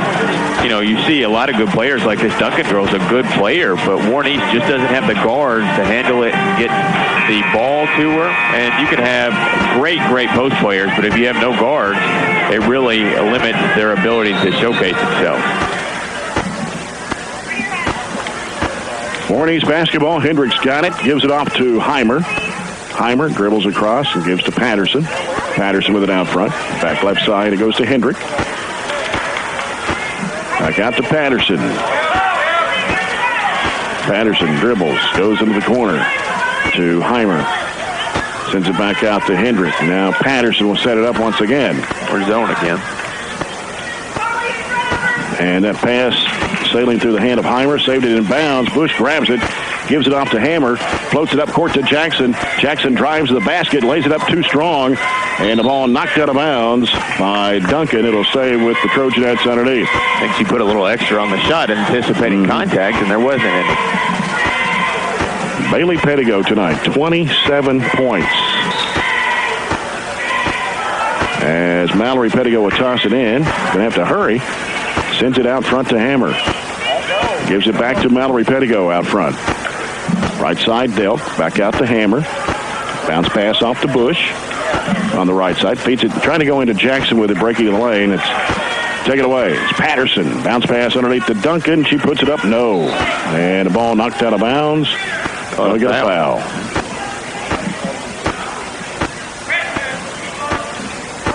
Foul on Hadley Hammer, her second. Team's 8th. And now Coach Orlando Hayden is going to empty his bench. With Patterson stepping to the free throw line. This is 1-1? Okay. Liberty Rice in the game for the Trojanettes. 5'4" freshman for Mallory Pettigo. And Patterson at the line. Shot goes up, and it's good. It's your 3rd point of the game. Let's see. I'll try to get some names and numbers here for you in just a minute. For Warren East, number 20 is Zoe Blankenship, 5'5" junior. Shot goes in for Patterson. 25, Andrea Hudson in the game. Natalie Hicks, number 22. And Hannah Blankenship, number 21, a 5'5" junior. Carly Delk with it for the Trojanettes. Wants to drive all the way to the bucket. Throws it up on the run. Off the glass, too strong, but a foul called against Warren East. It's on 24 or 25. Miller. Kaylee Miller, 6'1", 8th grader. Carly Delk misses the first. She'll have one more. And this shot is on the way, and it's good for Delk. Her 3rd point of the game. 49-25. Barren County, 2:43 to play. Andrea Hudson with the basketball, giving it out now to Blankenship. They go left side with it over to Hannah Blankenship. Got 2 Blankenships on the floor for Warren East, and we got a collision as Hannah Blankenship went to the deck. Going to get a foul on Carly Delk, her 3rd. Caught us a couple of times tonight for just plowing through screens. They're set. That's kind of like a charge. You can't just push through them. Yeah. Hannah Blankenship at the free throw line for Warren East. Shot goes up. It's good.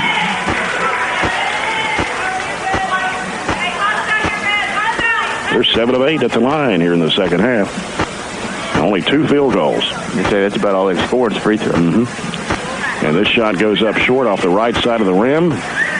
Taken by Jalen Bush. Gives it off to Hadley Hammer. Hadley Hammer working the right side. Bounce pass to the right to Delk. Delk dribbles it back out. Gives to Liberty Rice. Rice wants to drive to the basket. Lays it up. It is no good. And rebound taken in there by the Lady Raiders with 2:08 to play. Here's Blankenship for an 18-footer that's good. That's Hannah Blankenship. 49-28, 2 minutes to play in the game.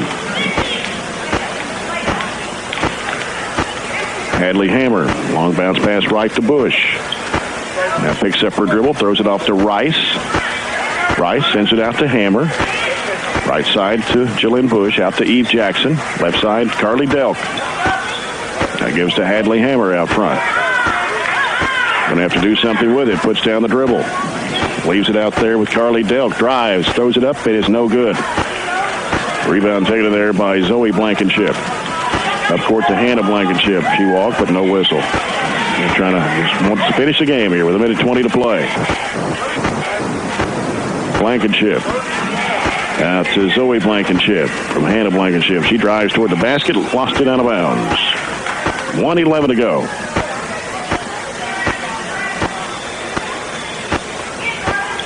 Ball comes into Jackson. Had it knocked loose out of bounds. I'm going to say it went off her. So Warren East will get it back with 1:08 to play.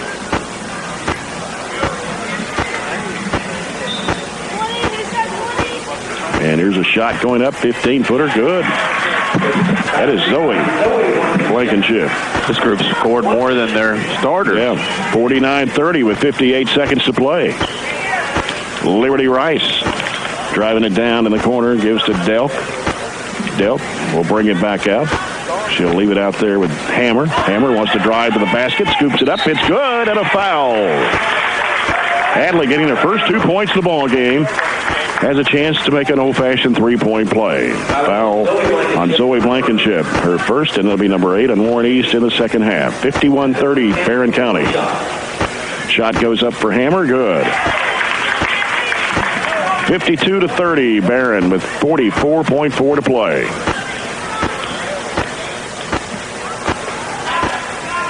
As they try to work it down low, it's knocked out of bounds. Tried to go to Miller, the 8th grader, number 24. The ball comes out in the corner to Hannah Blankenship. Gonna have to do something with it. Gives to Zoe Blankenship. Now back to Hannah Blankenship. Shot blocked by Jackson. Saved back in bounds. Grabbed by Jackson.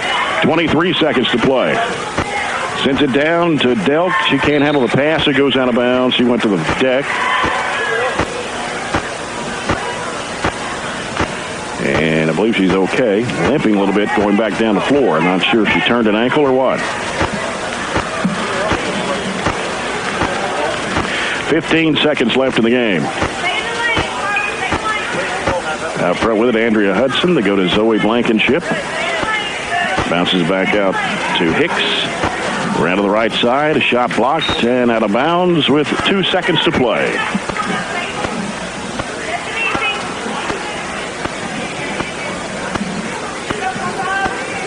Hicks will toss it in. Comes in the corner to Blankenship. And that will do it. Trojanettes win it 52-30 over Warren East. As the Trojanettes go to 12-5 on the year, Warren East drops to 9-9 on the season. Back with the postgame report in a moment. This is Trojanet basketball on 103.7 Nash Icon.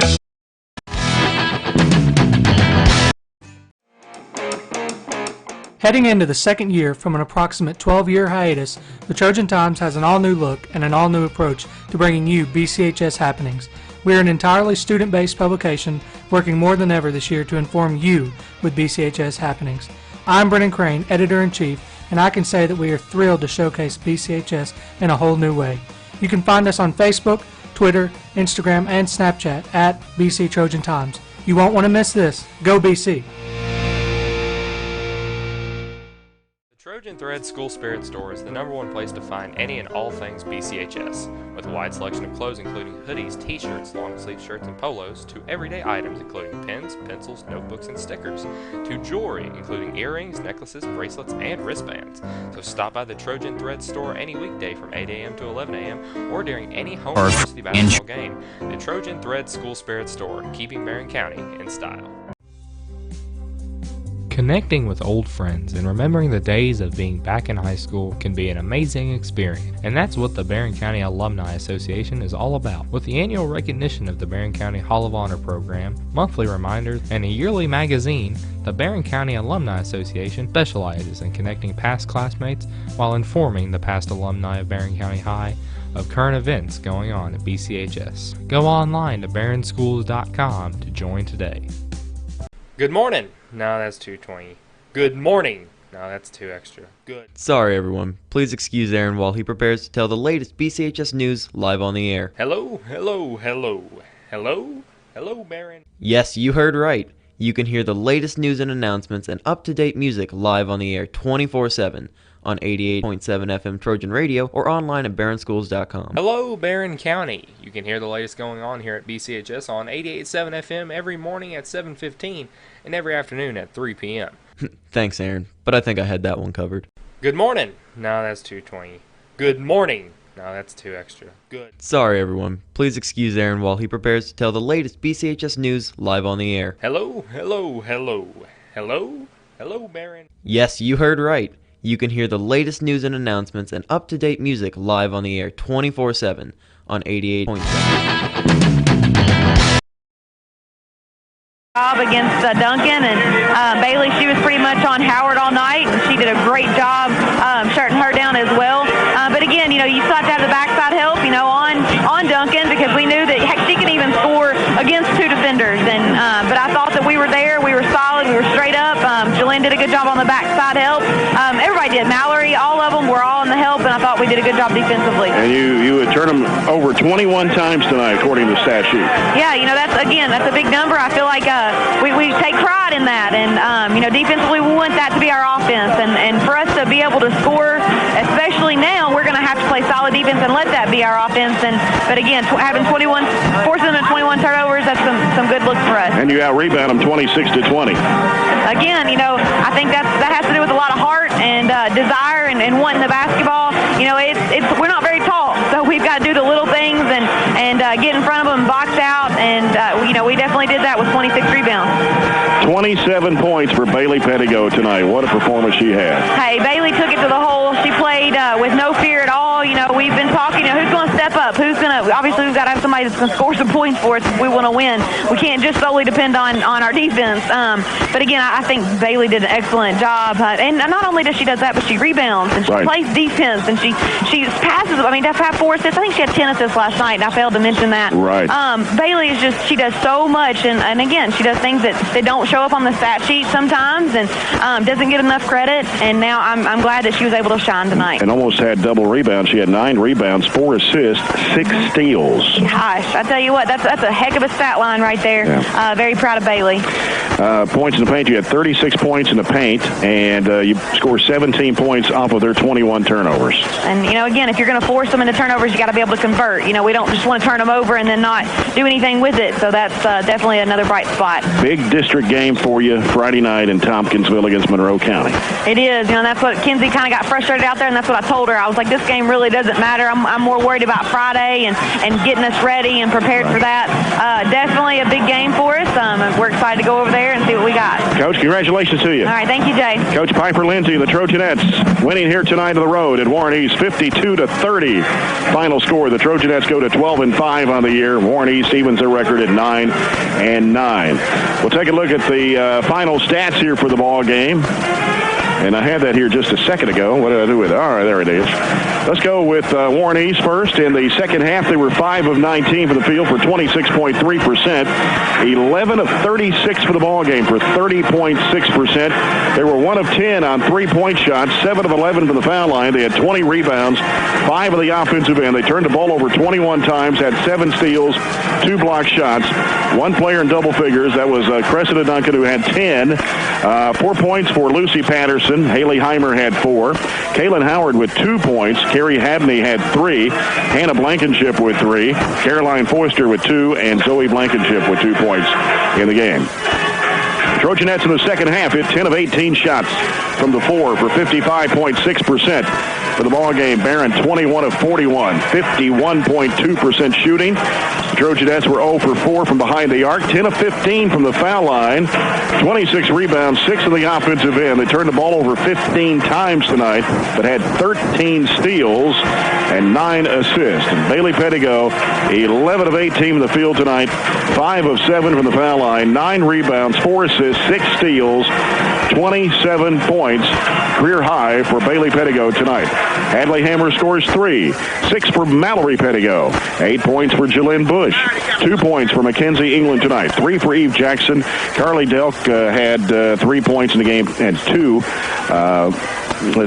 2 points for Mackenzie England. I think I had that one there.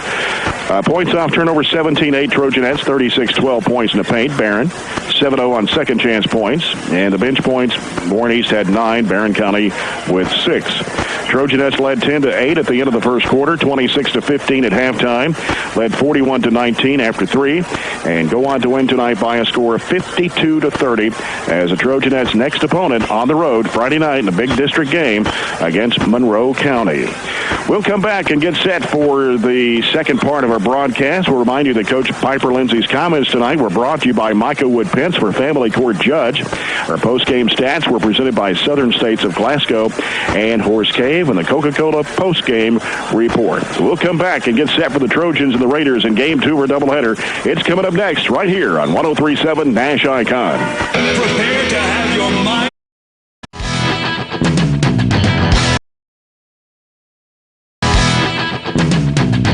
FM Trojan Radio or online at barrenschools.com. Heading into the second year from an approximate 12-year hiatus, the Trojan Times has an all-new look and an all-new approach to bringing you BCHS happenings. We are an entirely student-based publication working more than ever this year to inform you with BCHS happenings. I'm Brennan Crane, Editor-in-Chief, and I can say that we are thrilled to showcase BCHS in a whole new way. You can find us on Facebook, Twitter, Instagram, and Snapchat at BC Trojan Times. You won't want to miss this. Go BC! Good morning. No, that's 220. Good morning. No, that's 2 extra. Good. Sorry everyone. Please excuse Aaron while he prepares to tell the latest BCHS news live on the air. Hello, hello, hello. Hello? Hello, Barren. Yes, you heard right. You can hear the latest news and announcements and up-to-date music live on the air 24/7 on 88.7 FM Trojan Radio or online at barrenschools.com. Hello, Barren County. You can hear the latest going on here at BCHS on 88.7 FM every morning at 7:15 and every afternoon at 3 p.m. Thanks, Aaron, but I think I had that one covered. Did you know that Barren County sports teams only receive $250 in yearly funding? So how is each team able to function and stay updated with modern equipment and uniforms? Through the help of the Barren County Athletic Booster Club. The BCHS Athletic Booster Club is the #1 way to help contribute to the student athletes that give Barren County athletics the upbeat reputation it holds. You can help contribute to the student athletes of BCHS today by contacting the boosters on Facebook at facebook.com/BCHS Booster. Let the student athletes of tomorrow shine by donating to the BCHS Athletic Booster Club today. Did you know that Barren County sports teams only receive $250 in yearly funding? So how is each team able to function and stay updated with modern equipment and uniforms? Through the help of the Barren County Athletic Booster Club. The BCHS Athletic Booster Club is the #1 way to help contribute to the student athletes that give Barren County athletics the upbeat reputation it holds. You can help contribute to the student athletes of BCHS today by contacting the boosters on Facebook at facebook.com/BCHS Booster. Let the student athletes of tomorrow shine by donating to the BCHS Athletic Booster Club today.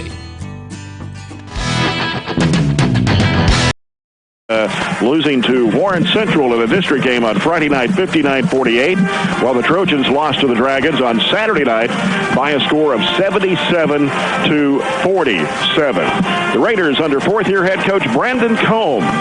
And last year, Warren East won the ball game over the Trojans, 60-56. They went 13-16 last year. Barren County had won the 2 previous years before that. But if you go back several years, Robert, last time that Warren East played in a regional tournament was 1997.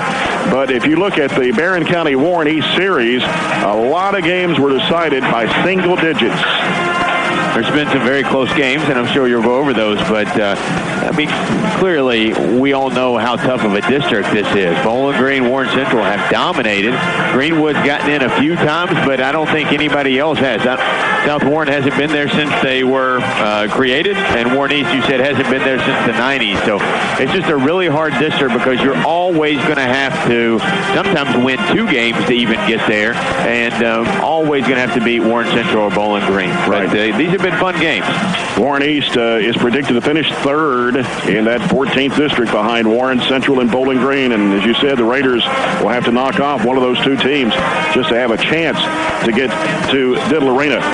9 wins for Warren East. They've been over South Warren in double overtime, 74-68. They beat Owensboro Catholic, 54-50. Allen County Scottsville, 45-40. Beat Cumberland County, 70-42. Whitesville Trinity, 91-83. Franklin Simpson by 1, 65-64. Christ Presbyterian of Nashville, 72-68 to beat Todd Central, 76-53. In Lecanto, Florida, 67-48. So they've won a lot of close ball games to give them those 9 wins. Now their losses have been to Logan County, 59-52. Edmonson County, 49-42. They've lost to Russellville twice. First time by 4, 66-62. The second time, 63-62. And they lost to North Hardin, 71-62. And only 11-point loss to Warren Central by a score of 59-48. They are rated 6th in the Bowling Green Daily News Prep Poll, 8 in the Litkin House, and number 6 in the Cantrell ratings in the 4th region. Barren County, 3 in the Bowling Green Daily News Prep Poll, 4 in the Litkin House, 5 in the Cantrell ratings, and are considered a slight favorite tonight over Warren East on their home court. And you look at some of the stats for Warren East. They shoot 41.4% from the field, 35% from behind the arc, 67.3% from the foul line. They average 24.5 rebounds a game, and they're scoring about 63 points a game, giving up 59 to their opponents. The Trojans are shooting at 42% from the field, 30% behind the arc, 69% from the foul line, 32 rebounds, 58.5 points a game. Their opponents 56.2. And they have 3 players. Warren East has 3 players that average in double figures, that being Tayshawn Neal, who averages 19.5 points a game.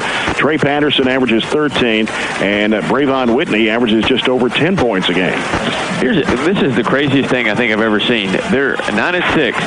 Their losses, Edmonson County's 3-14, Logan County 6-8, Russellville is 5-9, North Hardin's 5-10. The most impressive loss they've got is to Warren Central, who's the best team that they've lost to by far, and they lost to them by only 11 points, as you mentioned. I think they played an impressive game against Warren Central. We played better against Warren Central than we did, but prior to those 2 losses, Warren Central and Russellville, they had won 9 out of their last 10. So they're a ball club that's a little bit streaky, a little bit, I don't know what the right word is, a little bit hard to figure out maybe.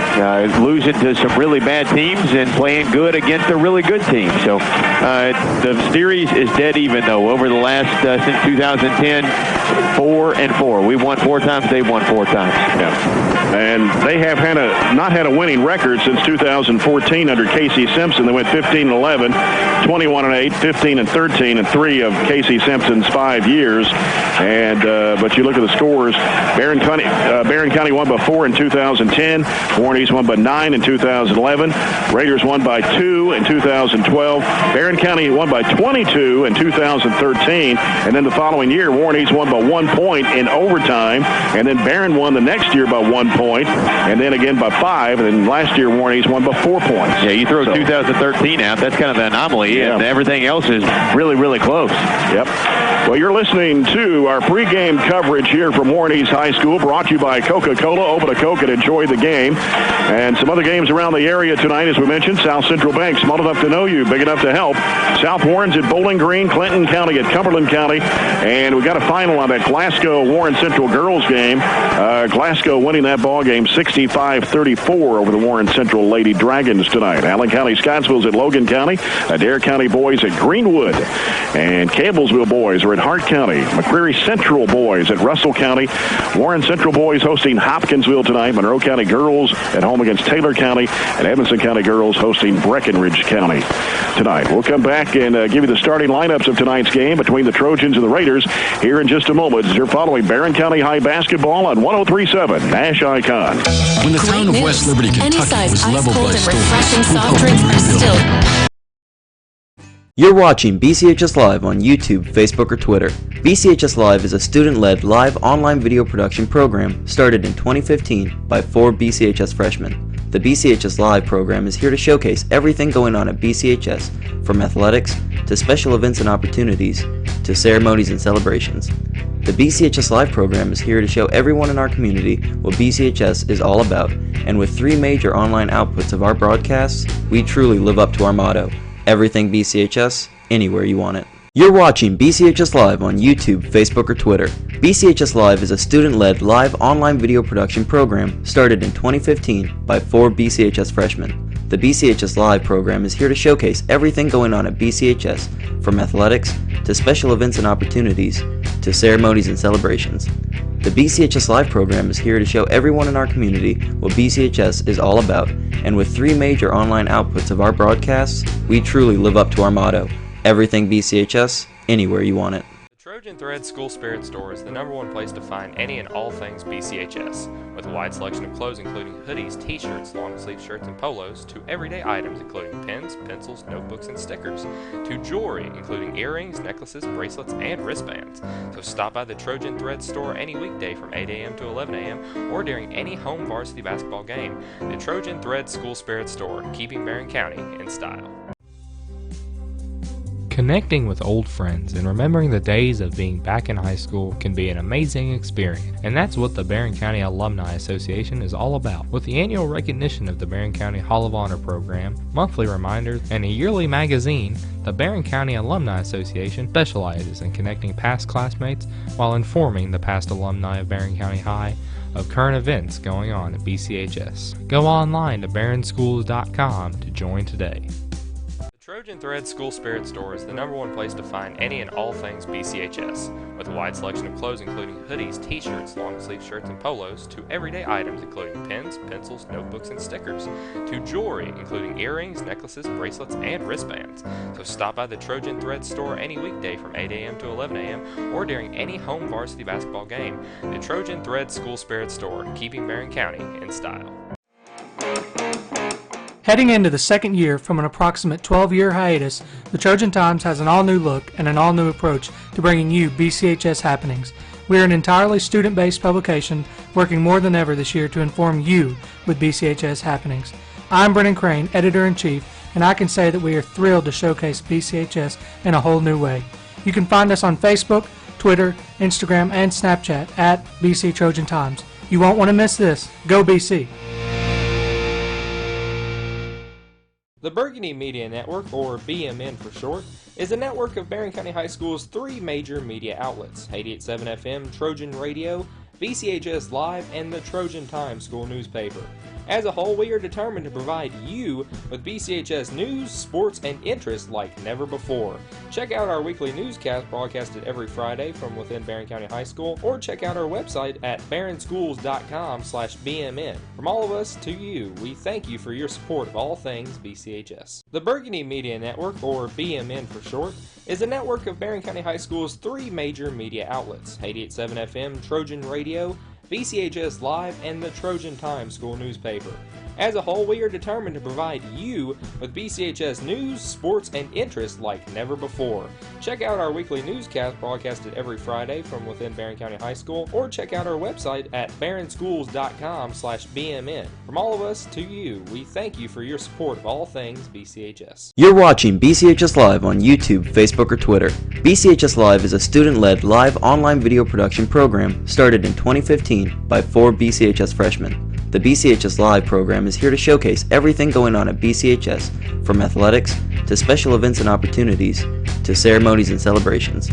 The BCHS Live program is here to show everyone in our community what BCHS is all about, and with 3 major online outputs of our broadcasts, we truly live up to our motto, everything BCHS, anywhere you want it. The Burgundy Media Network, or BMN for short, is a network of Barren County High School's 3 major media outlets: 88.7 FM, Trojan Radio, BCHS Live, and the Trojan Times school newspaper. As a whole, we are determined to provide you with BCHS news, sports, and interest like never before.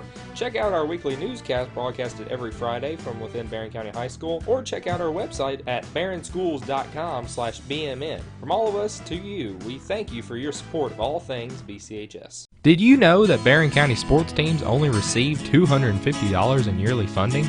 So how is each team able to function and stay updated with modern equipment and uniforms? Through the help of the Barren County Athletic Booster Club. The BCHS Athletic Booster Club is the #1 way to help contribute to the student athletes that give Barren County athletics the upbeat reputation it holds. You can help contribute to the student athletes of BCHS today by contacting the boosters on Facebook at facebook.com/BCHS Booster. Let the student athletes of tomorrow shine by donating to the BCHS Athletic Booster Club today. Heading into the second year from an approximate 12-year hiatus, the Trojan Times has an all-new look and an all-new approach to bringing you BCHS happenings. We are an entirely student-based publication working more than ever this year to inform you with BCHS happenings. I'm Brennan Crane, Editor-in-Chief, and I can say that we are thrilled to showcase BCHS in a whole new way. You can find us on Facebook, Twitter, Instagram, and Snapchat at BC Trojan Times. You won't want to miss this. Go BC!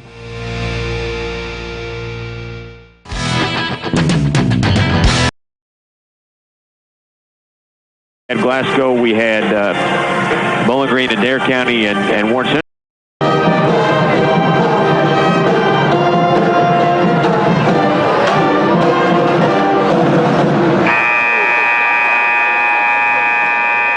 Ladies and gentlemen, 2017-2018 high school basketball season marks the 100th year of Kentucky high school basketball under leadership of the Kentucky High School Athletic Association.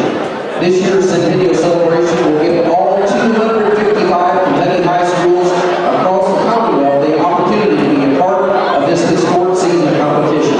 Let's make it a season to remember. Good evening, ladies and gentlemen. Welcome to Warren East High School and Raider Gym for tonight's action, 4th region action between the Barren County Trojans and your Warren East Raiders. Let's meet the starting lineup. First for Barren County. At 4, a 6'7" senior, number 12, Jared Cooper. At 4, a 6'5" sophomore, number 20, Will Bandy.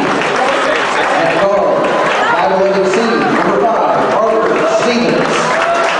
At guard, a 6'1" senior, number 33, Garrett Carter. And at guard, a 5'11" senior, number 21, Brandon Reed. The Trojans are coached by Warren Cunningham. And now the lineup for your Warren East Raiders. At center, a 6'6" senior, number 40, Sam Perdue. At forward, a 6'4" senior, number 21, Tayshawn Neal. At guard, a 6-foot junior, number 2, Adante Barber. At guard, a 5'10" junior, number 5, Thomas Maxey. And at guard, a 5'7" senior, number 4, Brevin Whitney. The Raiders are coached by Brandon Holmes. And around him is much smaller. Right. Barren County moving right to left to this first half. Warren East coming left to right. Purdue for Warren East. Coomer for Barren County. And Tommy Young will toss it up. We'll be set to go here from Warren East High School in Bowling Green. Again, we'll be on the road Friday night, right now scheduled at Monroe County. And a toss and tap control of the Trojans as Brandon Reed gets rid of it to Parker Stevens. Raiders will set up a man-to-man defense. Stevens picks it up, gives it off to Bandy. Right side, Coomer wants to drive. Cut off in the corner there by Maxey. And now dumps it in there to Reed. Fall-away shot off the glass won't go. Rebound up high by Maxey for the Raiders. Maxey will give it out front now to Neal. And now left side to Barber. He'll give it out now to Whitney. Right side it goes to Maxey. Now Purdue. Pass picked off by Parker Stevens. Crossover dribble. And a whistle. A traveling violation on Parker. Didn't see that, but no. Turnover will give it to the Raiders. This game will be fast-paced. Warren East is going to want to do everything very quickly. We don't need to let him do that, though. As they get rid of it to Neal, he'll hand it off now to Barber. Now to Whitney. Whitney on the right side. Whitney gets a screen from Purdue. Still on the dribble out front. It's Parker Stevens. Now another screen by Neal. Now heads down to the lane, jumps it up. It is going to be short. Ball tapped out to Stevens. Parker Stevens will get rivet. Brandon Reed wide open for the three. It's short. Gets his own rebound. Goes back up. Puts it up. It won't go. And had his own rebound again, but had it snatched loose in there by the Raiders. And it's Barber down to the baseline. Almost fell out of bounds with a pass picked off by Arterburn. Lead pass up to Stevens. Up underneath. A shot blocked as Reed went up with it. There's a nice pass from Stevens.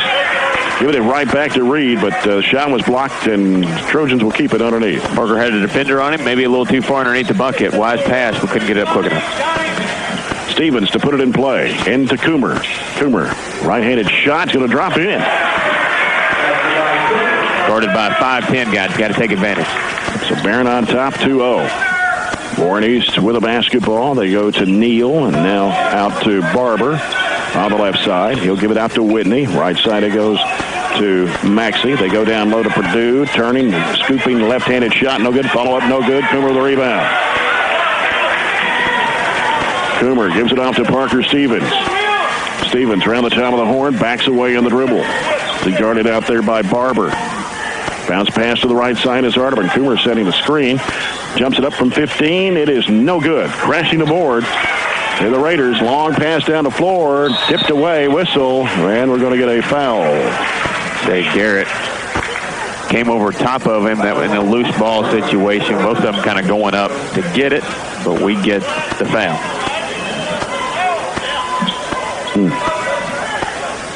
First foul on Arterburn. The first one on the Trojans.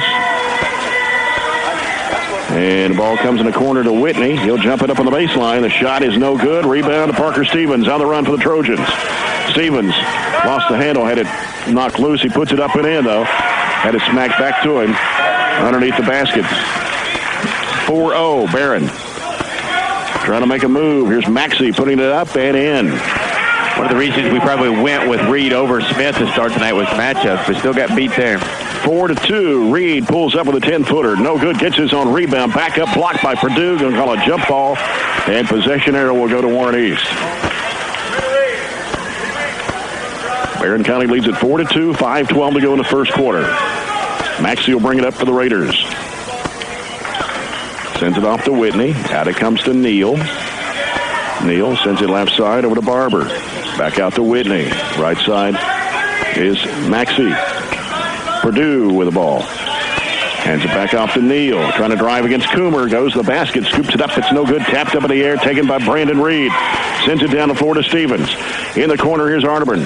Comes back out. Gives it to Reed. Turn around. 6-footer. Good. Brandon Reed's had plenty of shots, opportunities. Been in the right place a lot already tonight.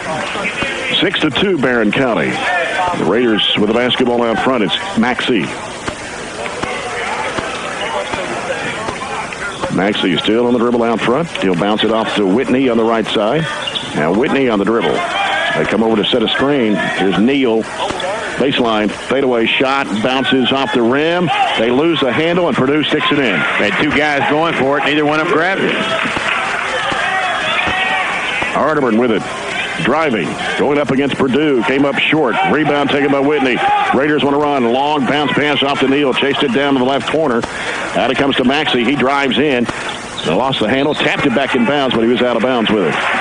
They really rebound with their guards well, and that means you don't have to have an outlet pass. They just get it, dribble, and go, and that's why they're able to turn it around and try to get back on offense very quickly. Landon Key, 5'11", 155 of the juniors, checked into the Trojan lineup. And here's Bandy with it. Feeds it down into Coomer. He puts it up. It's no good. Too strong. Rebound taken by Whitney. And then lost back by Bandy. He spins and goes up with a shot and puts it in. Hung with it and just kind of was able to tap it himself. 8-4 Trojans on the baseline. Fadeaway jump shot good for Barber. Shot that one over Landon Key. See how quick they want to get back and take shots. Here's Coomer with the basketball, hands it off to Key. Right side out to Reed, bluffs the three-point shot, gives it back to Coomer on the left side. Now the high post, Bandy turns and fires, and it bounces off the rim. Another rebound for Whitney. Long pass down the court to Neal. Neal pulls up with a 12-footer left side, good. They've had 4 different players to score, and they tie it up at 8. They don't need a shot clock. Trojans have had 4 different players to score as well. 2:55 to go in the first quarter. Reed with it on the right side. Now top is Coomer. Left side, Stevens. Going to fire up a three. Got it. The People's Bank three-point shot for Parker Stevens to pull the Trojans back out to 3 at 11-8. We got Tyler Smith and Gavin Withrow ready to check in for the Trojans. Next whistle as they drive and they kick it off in the left corner. Whitney pulls the trigger for 3 and it's good.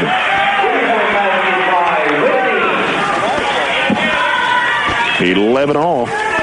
Trading three-point buckets that trip. Here's Landon Key on the right side. 2:10 to go first quarter. Floated down there to Bandy. Bandy looks for Coomer. Got it, free throw line. Jump shot is up. It is no good. And crashing the ball over the top of Reed. They're going to call a holding foul on Brandon Reed. Brandon had inside position, and they were over his back. I thought so, too.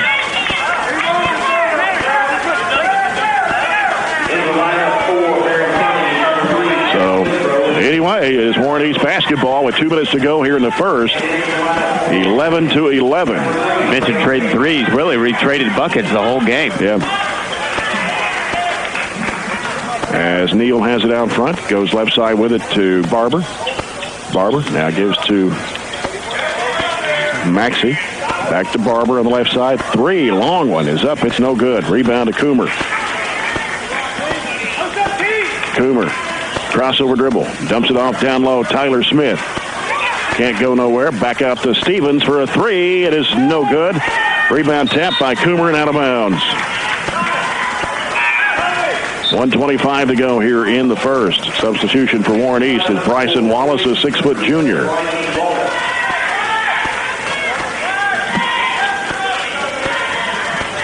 Raiders with the basketball. Trey Patterson now on the court. 5'6" sophomore that averages 13 a game. And now Maxey bounces it off to Whitney. He'll give it to Patterson. Crossover. Leaves it off in the left corner. Here's a 3 in the air that is no good. Rebound taken by Landon Key. Off the missed shot by Bryson Wallace. And Key gets it in front court. Crossover move to the right. Gives it to Coomer. Deep on the right wing. Coomer wants to make a drive. He'll go underneath and shot it over the rim. Gets his own rebound back. Had it stripped loose from him by Maxey. Maxey on the run for Warren East. Angles off to the left side. Throws it behind him to Neal. Now Maxey goes back up the baseline. A collision with Tyler Smith. And an offensive foul on Maxey will be his first. Raiders' first team foul of the ball game. Tyler Smith has taken a bunch of charges this year. Yes, sir. We've had trouble stopping the drives. They've been able to either get to the rim or kick it for a 3. Taking a charge is one way to stop those drives if you can't stop it up top. And Parker Stevens will bring it up now against Patterson. Stevens, right side, on the elbow to Smith. Hands it back off to Arterburn. Arterburn working around to the right side. Throws it back out to Gavin Withrow. He'll pull up with a 15-footer that's in and out. Battle for the rebound, tapped around and out of bounds. Going to be off Tyler Smith with 25.9 to play. And they bring back in Barber for Warren East.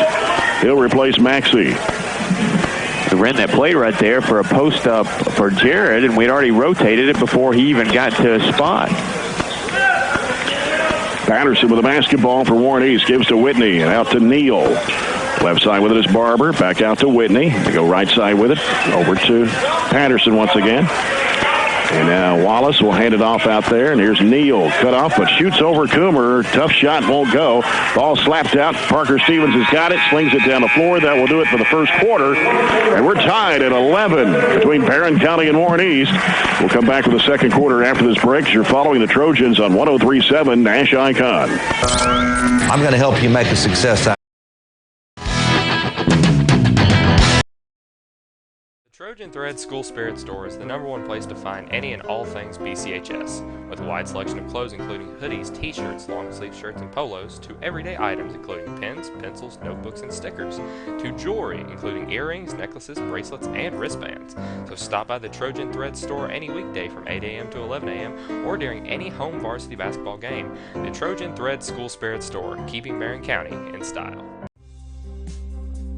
Connecting with old friends and remembering the days of being back in high school can be an amazing experience, and that's what the Barren County Alumni Association is all about. With the annual recognition of the Barren County Hall of Honor program, monthly reminders, and a yearly magazine, the Barren County Alumni Association specializes in connecting past classmates while informing the past alumni of Barren County High of current events going on at BCHS. Go online to barrenschools.com to join today.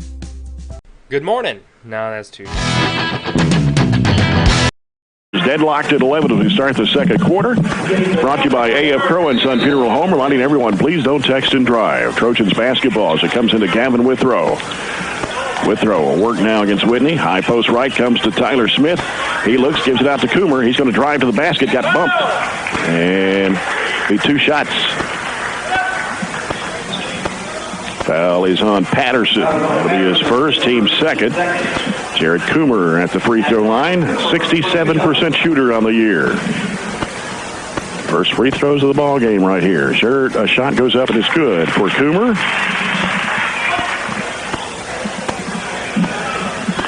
Makes it 12-11 Trojans.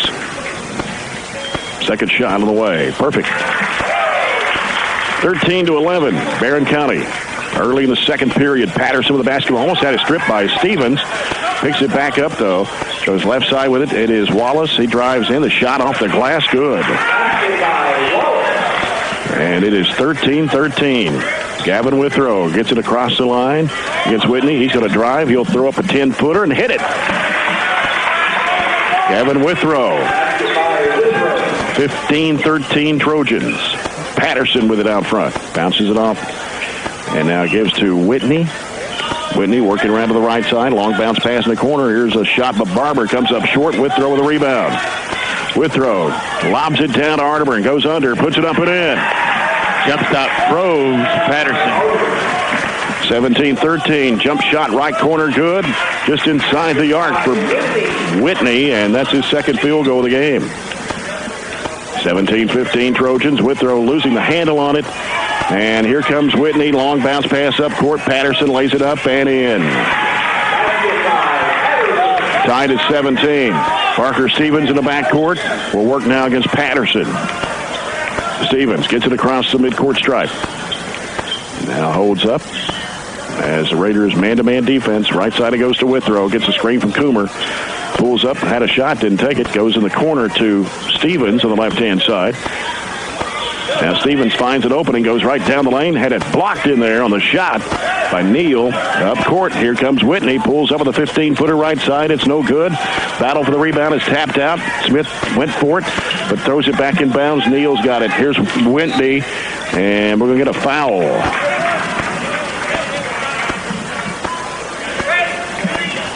And it's on Gavin Withrow, his first. Barren County's third of the half. Will Bandy checking back into the Trojan lineup. So does Brandon Reed. And Purdue is checked back in for Warren East. And Barber looking inbounds. Comes in the corner to Neal. He'll send it back out front to Maxey. And now to Patterson. Patterson only at 5'6" and a sophomore, averaging 13 points a game. Goes the bucket and a collision. That's going to be an offensive foul, and Garrett Arterburn took the charge that time. Patterson, that'll be his second. Team's third of the first half.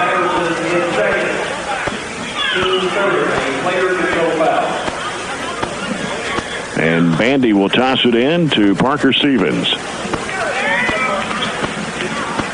Stevens will work it up. Patterson meets him in midcourt. Sends it off to Brandon Reed. Reed to the right side. Out top is Bandy. Left side Stevens on the wing. Now looking for the cutter. Can't get it. Now here's Coomer. Right side. Bandy's going to pull the trigger for three. It's good. Will Bandy with a People's Bank three-point shot. That's the second one of the half for the Trojans. And Barren leads it 20-17. Here's Maxey with it. Pulls up, dumps it off to Purdue. Back out now to Maxey. Now Barber with it out front. Hands it back off to Maxey. Now here's Patterson trying to make a move down the lane. Flips it up and a collision. It's going to be an offensive foul. They charged into Coomer, and an outside official made the call. The one underneath the basket was going to call a block. And so we got a timeout on the floor with 5:11 to go here in the second quarter. It is 20-17. Barren County with a 3-point lead as we take a Big O timeout. Big O Tires of Glasgow. And the foul, the charging foul was on Patterson, his third. Team's fourth. We take it back-to-back charges, sandwiched in between Will Bandy's 6th-3 of the year. Brandon kind of let the first one go. He thought maybe Garrett was a little bit under the rim, and he maybe had a valid point. It took the official a second to make up his mind, but that time he called a timeout to more or less talk to the ref. Was not happy about that charge being called, and maybe we can use it as a catalyst to extend a 3-point lead. Yeah, the Raiders picking up some pressure in the backcourt. Withrow will have to bring it up against Whitney. Now he'll bring it across the midcourt stripe. Needs some help out there. He dumps it off to Coomer. Coomer works inside, throws it up off the glass and in. Couldn't lead him. He had to throw it out. The only where he could get it, but still scored. And quickly on the other end is Barber. Going to fire up a jump shot that's no good. Coomer crashes aboard for the Trojans. Barren with a 22-17 lead. Coomer left of the lane, throws it up. It's blocked out of bounds by Purdue. And it'll stay with Barren County with 4:43 to go here in the first half, leading 22-17. Withrow giving it down to Bandy, spinning against Purdue. Hook shot up, it's in and out. Rebound taken in there by Maxey for Warren East. Solid move all the way down, popped out.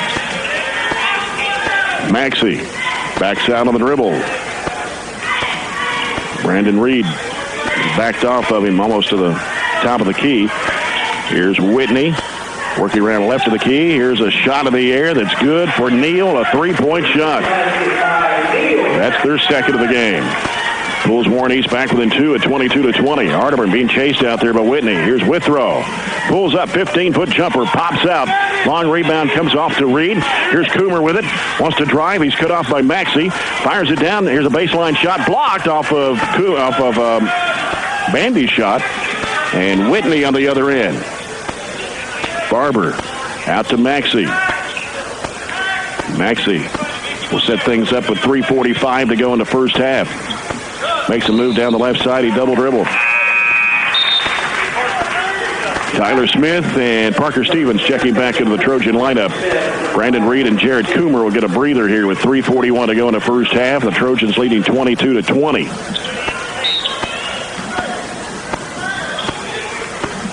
And Parker Stevens will bring it up. We talk about Warren East being athletic. Yes, sir. They really are. They're not very big, but boy, they're quick. Tough around the rim. Yeah. Bandy. And a traveling violation on Will Bandy. They're not very big, but it seems like every shot that we've taken inside the paint, even some outside, have had deflections or blocks. Maxey will bring it up for Warren East. 3:20 to go in the first half. Barren leads 22-20. And the Trojans go to a 2-3 zone defensively. In the corner, Barber on the right-hand side. Sends it back out to Whitney. Whitney straight away to Maxey. Back over comes to Whitney. Out front here on the near side. Long bounce pass back over to Maxey. Maxey will send it to the left wing to Neal, or rather to Barber. They go into Neal, turn around, fade away, 15-footer, good. Tayshawn Neal with 7 points. Tied at 22. Bandy, left-handed hook shot, won't go. And Purdue gets the rebound with 2:42 to play. Barren had a 22-17 lead. Neal for a three, write it down. Neal only shoots like 50% from three. 46.7 to be exact. So you might think about putting a hand in his face on the second. Yeah, he's pretty good on. Well, that would be his 42nd three-point shot of the year. He'd had 40 up until tonight. So he's hit 2 here in the second quarter and puts Warren East on top, 25-22. Probably going over that in the timeout here. What Warren East is doing, if they don't get to the rim off their drives, they've got shooters like him they kick it to, and we're not happy that we're getting drives, first of all, and not defending that well, and not happy that they're not covering up shooters. So need to shore things up defensively as they've been able to put us in a three-point hole.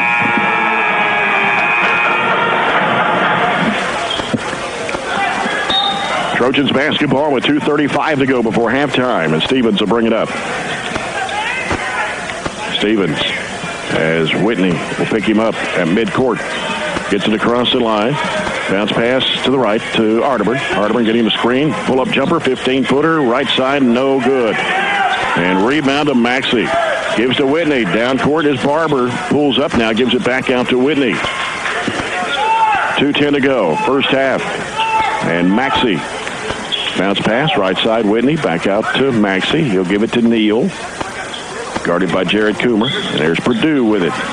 And on the baseline, it's Barber going to the basket, putting it up. No good. Rolled off the rim. Coomer had it smacked loose. 2-on-1 underneath. Shot blocked by Coomer. And it's saved in bounds. And what do we got? A foul? I'm going to call it foul on Jared, I think. The first foul on Jared Coomer, 4 on the Trojans in the first half. Should have never had that situation happen anyway. You got to be strong with the basketball. Saw that against Warren the other night. Just not taking care of it, period. Barber will toss it in, gets it into the corner. Here's Whitney for 3, and it's off the mark. Coomer with a rebound for Barren. Fires it down the key underneath the banding. He lays it in. Landon Key just checked back into the Trojan lineup. 25-24, Warren East. A minute and a half to go here in the second period. Over the right side is Maxey. Maxey pulls up and shoots. It is good from about 10 feet away. It's beat off the screen, and we just turn it over as Brandon Reed steps over the baseline with just minimal pressure applied by Whitney. 27-24, Warren East. Barber will toss it in. On the right baseline, looking, gets it in to Neal. Fadeaway jump shot way off the mark. And another rebound. We're going to get another foul. Maxey got it, and then a foul is going to be on Bandy. Can't get a rebound right now. His first, team's fifth. No, they're very active. They're very athletic, but they use that athleticism to be active, whether that's poking loose balls away, stripping it, or just getting after it and beating you to basketball. Whitney whirls around. He'll put up the shot in traffic. It's no good. Coomer with a rebound. Coomer into the front court with 1:06 to go in the first half. They dump it down to Bandy, left of the lane. Turnaround shot over Purdue. No. Rebound to Purdue. One shot done for us right now. We've had a couple opportunities at series where we've gotten offensive rebounds, but they've taken care of that, not letting it happen again. Maxey with it out front with 50 seconds to play before intermission. Almost picked up the pivot foot there. Ball comes out to Neal. He'll give it off in the corner. Here comes Wallace up the baseline. Pump fake, gives it back to Neal for a three-pointer. It is no good, and it'll be out of bounds to the Trojans. They'll pick us up full court man here. Parker Stevens with 30 seconds to go here in the first half. Works against Whitney into the front court.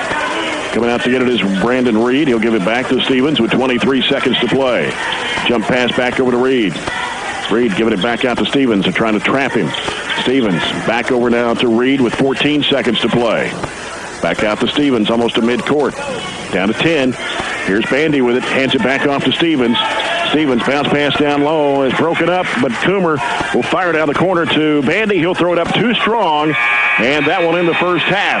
And the Trojans trail here at halftime to Warren East, 27-24. We'll come back with the Zaxby's halftime report in a moment. You're following the Trojans on 103.7 Nash Icon. Residential and business customers. Good morning. No, that's too extra. Good. Sorry, everyone. Please excuse Aaron while he prepares to tell the latest BCHS news live on the air. Hello, hello, hello. Hello? Hello, Barren. Yes, you heard right. You can hear the latest news and announcements and up-to-date music live on the air 24/7 on 88.7 FM Trojan Radio or online at barronschools.com. Hello, Barren County. You can hear the latest going on here at BCHS on 88.7 FM every morning at 7:15 and every afternoon at 3 p.m. Thanks, Aaron, but I think I had that one covered. Good morning. No, that's 220. Good morning. No, that's too extra. Good. Sorry, everyone. Please excuse Aaron while he prepares to tell the latest BCHS news live on the air. Hello, hello, hello. Hello? Hello, Barren. Yes, you heard right. You can hear the latest news and announcements and up-to-date music live on the air 24/7 on 88.7 FM Trojan Radio or online at barrenschools.com. Hello, Barren County. You can hear the latest going on here at BCHS on 88.7 FM every morning at 7:15 and every afternoon at 3 p.m. Thanks, Aaron, but I think I had that one covered. Heading into the second year from an approximate 12-year hiatus, the Trojan Times has an all-new look and an all-new approach to bringing you BCHS happenings. We are an entirely student-based publication working more than ever this year to inform you with BCHS happenings. I'm Brennan Crane, Editor-in-Chief, and I can say that we are thrilled to showcase BCHS in a whole new way. You can find us on Facebook, Twitter, Instagram, and Snapchat at BC Trojan Times. You won't want to miss this. Go BC! Good morning. No, that's 220. Good morning. No, that's 2 extra. Good. Sorry, everyone. Please excuse Aaron while he prepares to tell the latest BCHS news live on the air. Hello, hello, hello. Hello? Hello, Barren. Yes, you heard right. You can hear the latest news and announcements and up-to-date music live on the air 24/7 on 88.7 FM Trojan Radio or online at barrenschools.com. Hello, Barren County. You can hear the latest going on here at BCHS on 88.7 FM every morning at 7:15 and every afternoon at 3 p.m. Thanks, Aaron, but I think I had that one covered. Did you know that Barren County sports teams only receive $250 in yearly funding? A three-pointer and a two-point basket. 2 points for Garrett Arterburn, 2 for Brandon Reed, and 2 for Gavin Withrow. Tyler Smith and Landon Key saw action but failed to score in the first half.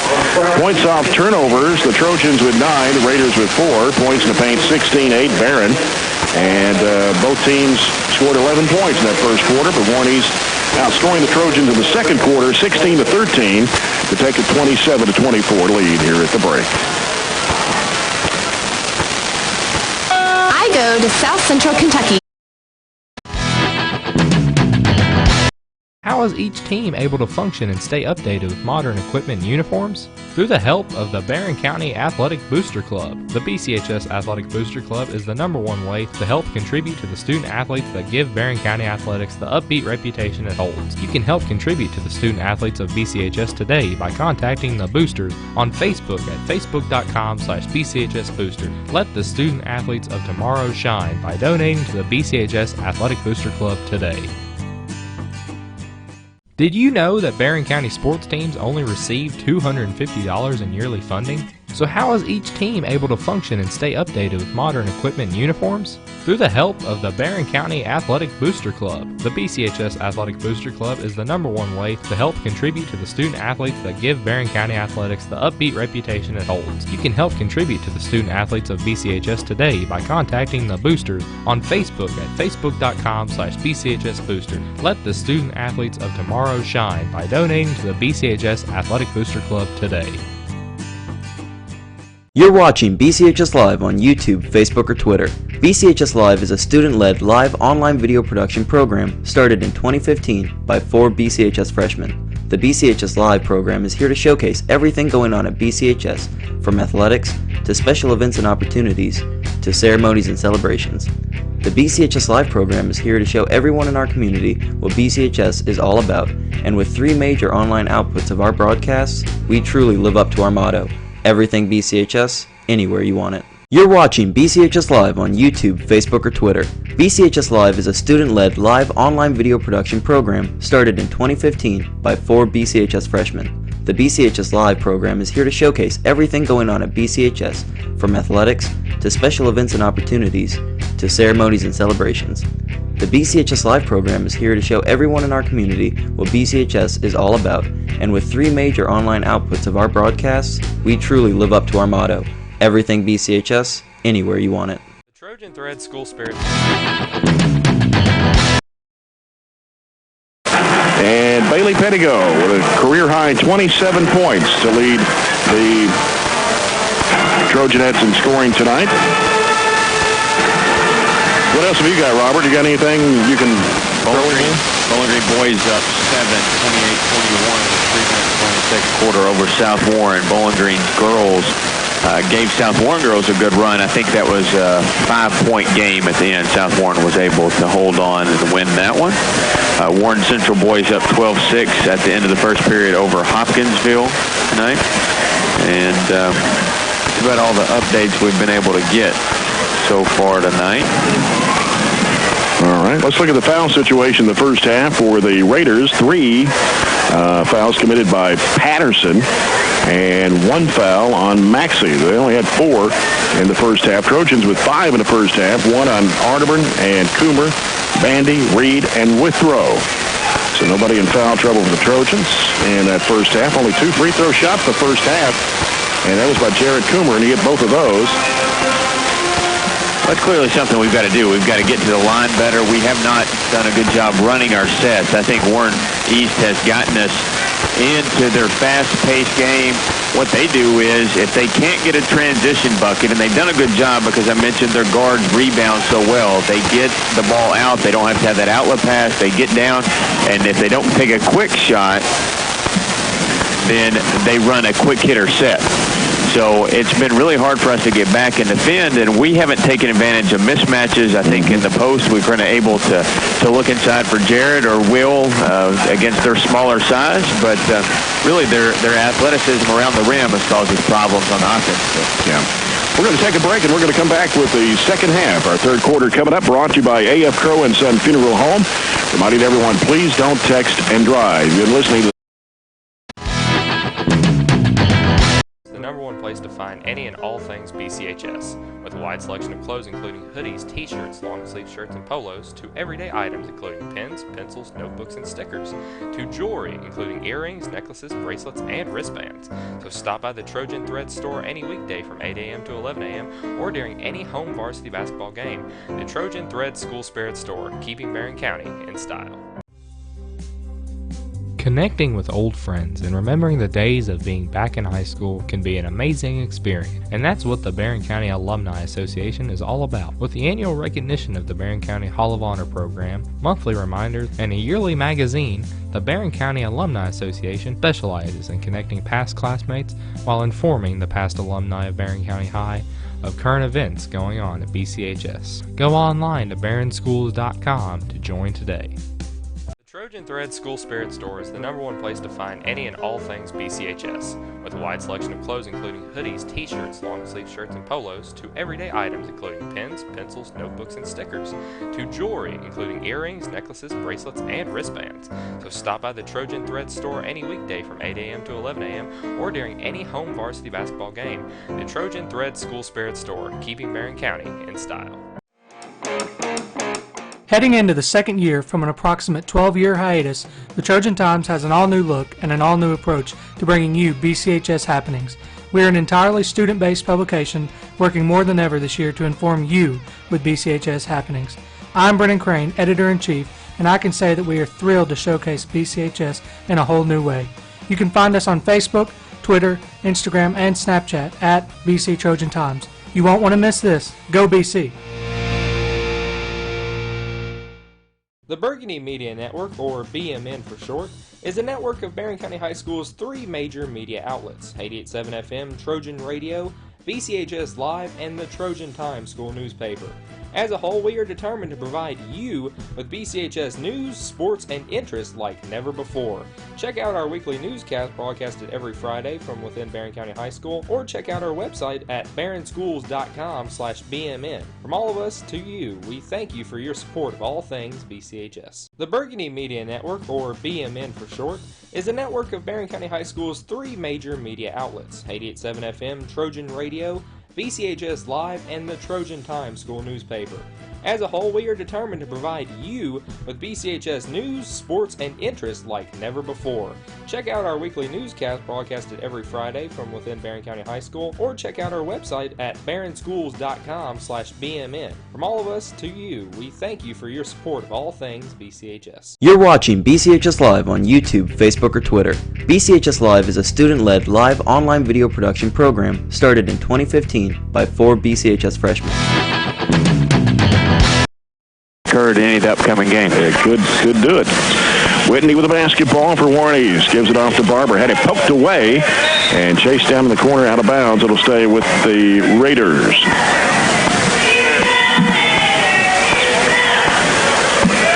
Barber will toss it in as it comes out to Maxey. Maxey on the dribble. He'll bounce it off to Whitney. Now Whitney comes over to set it up. Looking for Barber. He's got it on the left side. Purdue sets a screen for him. Dumps it inside there to Neal. Kicks it back out to Barber. He wants to drive with it left of the lane. Now goes to Purdue. Back out to Whitney. Whitney trying to penetrate down the lane. Goes up with a shot, a collision. And what are we going to get here? And we're going to get an offensive foul. I didn't know what the call was going to be. Couldn't see. Whitney for the charge. His first, team's first of the second half. Warren East picking up all over the floor. Ball comes into Stevens. Took them a little while to make the call. I think they were just making sure they didn't both call something different. Stevens gets it across with Whitney. Almost fell down with it. Gets rid of the basketball to Arterburn. Arterburn driving right of the lane. Puts up the shot. It's no good. And rebound taken in there by Maxey. Pushing it down the floor. Going all the way to the basket. Whistle. They're going to call a blocking foul. Parker set up to take a charge, but backed off of it as the ball handler slid past him. Still gets the foul. That'll be his first and the Trojans' first in the second half. Barber will send it out front to Whitney. 27-24, Warren East. 1 minute gone here in the third quarter as Maxey comes out against Brandon Reed. He'll dump it off to Neal. Neal lobs it up in the air and hits the backboard. And here comes Reed. Lobs it up to Coomer. It's too much on it. Goes out of bounds. Yeah, that was... Couldn't get up high enough to pull that one down. No, way away from the bucket to make that conversion.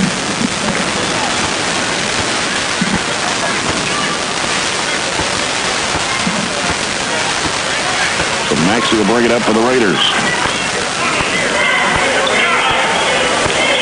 Maxey still on the dribble against Brandon Reed out front. He gets rid of it off to Barber. Barber fakes one way, goes the other. Now has to get rid of it in the corner. They throw it back around the perimeter. Here's Maxey. Leaves it behind him. And it's Barber for a long three. That's good. Barber averages 8.5 points a game, and that is their fourth three-point bucket of the night. Pushes the lead out to 6 for Warren East at 30-24. Stevens gets rid of it off to Arterburn. Arterburn, and a bad pass goes right in the hands of Barber. Trying to go down low to Coomer. And up court, here's Neal against Reed, and a foul on Brandon Reed. Bullied his way to the basket, just kept pushing, and Brandon Reed provided enough resistance that he got the foul. That'll be 2 on Brandon Reed, the second one on the Trojans here in the half. Barber will toss it in. It comes out to Whitney on the right side. Works it into the paint. Goes to the baseline by Neal. Shot comes up short. Gets his own rebound. Throws it back up in traffic and puts it in. Wow. Timeout. Rosen. And Warren East has pulled out to an 8-point lead now at 32-24. A 5-0 run to start the third for the Raiders. Not the way you want to come out of the halftime break after they were probably the aggressors. They were dictating the pace of the basketball game, and you're kind of sitting back watching them again. You're interested to see how we responded coming off the Warren Central game. I thought we responded decently probably through 2.5, well, actually a quarter and a half, and then right now we're watching again, trying to make plays that aren't there, and they've only got 3 three-point shooters that you have to be concerned about, and the ones that we need not taking shots are the ones that have made shots. Barber's got one, Whitney's got one, and Neal's got one, and those are the only 3 that really are the main concerns.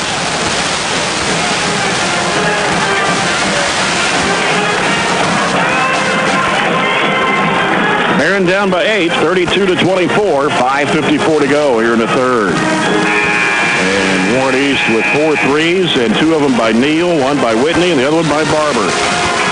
And they will pick up again with man-to-man pressure all over the floor, except for Coomer, who's throwing it in. They get it into Arterburn. He'll give it to Bandy up court, and Coomer almost lost the handle, goes to the basket, had it blocked out of bounds. They say it went off him. This is the kind of night it's been. We had a breakaway layup defended not very well against Warren East because we got to the middle of the floor against the press offense and just couldn't finish. Maxey will bring it up for the Raiders. Maxey off the left side, hands it off to Barber. Barber against Landon Key, crossover move. He walks, the shot goes up, and it's no good. Traveling violation now called. And now Trey Patterson, who's playing with 3 fouls, going to check back into the Raider lineup for Whitney. And ball comes into Landon Key, gives it back to Jared Coomer. He'll send it up court to Stevens, crosses the timeline. Out of the left side of the floor, brings it back out on the dribble. Now looks left, gets rid of it to Reed. Out top is Coomer. Back to Stevens in the right wing. Looking for Bandy down low. Bandy spinning, going up with a shot. It rolls in. There's where we have to get points. We have to get points in the paint when we've got a 6'5" kid on a 5'10". Yep. Will Bandy with 9, 32-26. First 2 points of the second half for the Trojans. With 5 minutes to play in the third quarter. Here's Patterson with it on the right side for the Raiders. Almost stumbled. Got rid of it over to Barber. That was a walk with no whistle. And here's the lob down to Neal, right side of the lane. And a hand check foul on Parker Stevens. Oh, second, team's third. That was not very much contact there. Let's just say that. Ball comes out deep. Patterson races to the basket. It's blocked. Got it back. Flips it off to Purdue. Back out to Maxey. Crossover move. Goes down the lane. The runner is partially blocked. Bandy comes down with a basketball. Needs some help back there. He'll throw it up to Reed.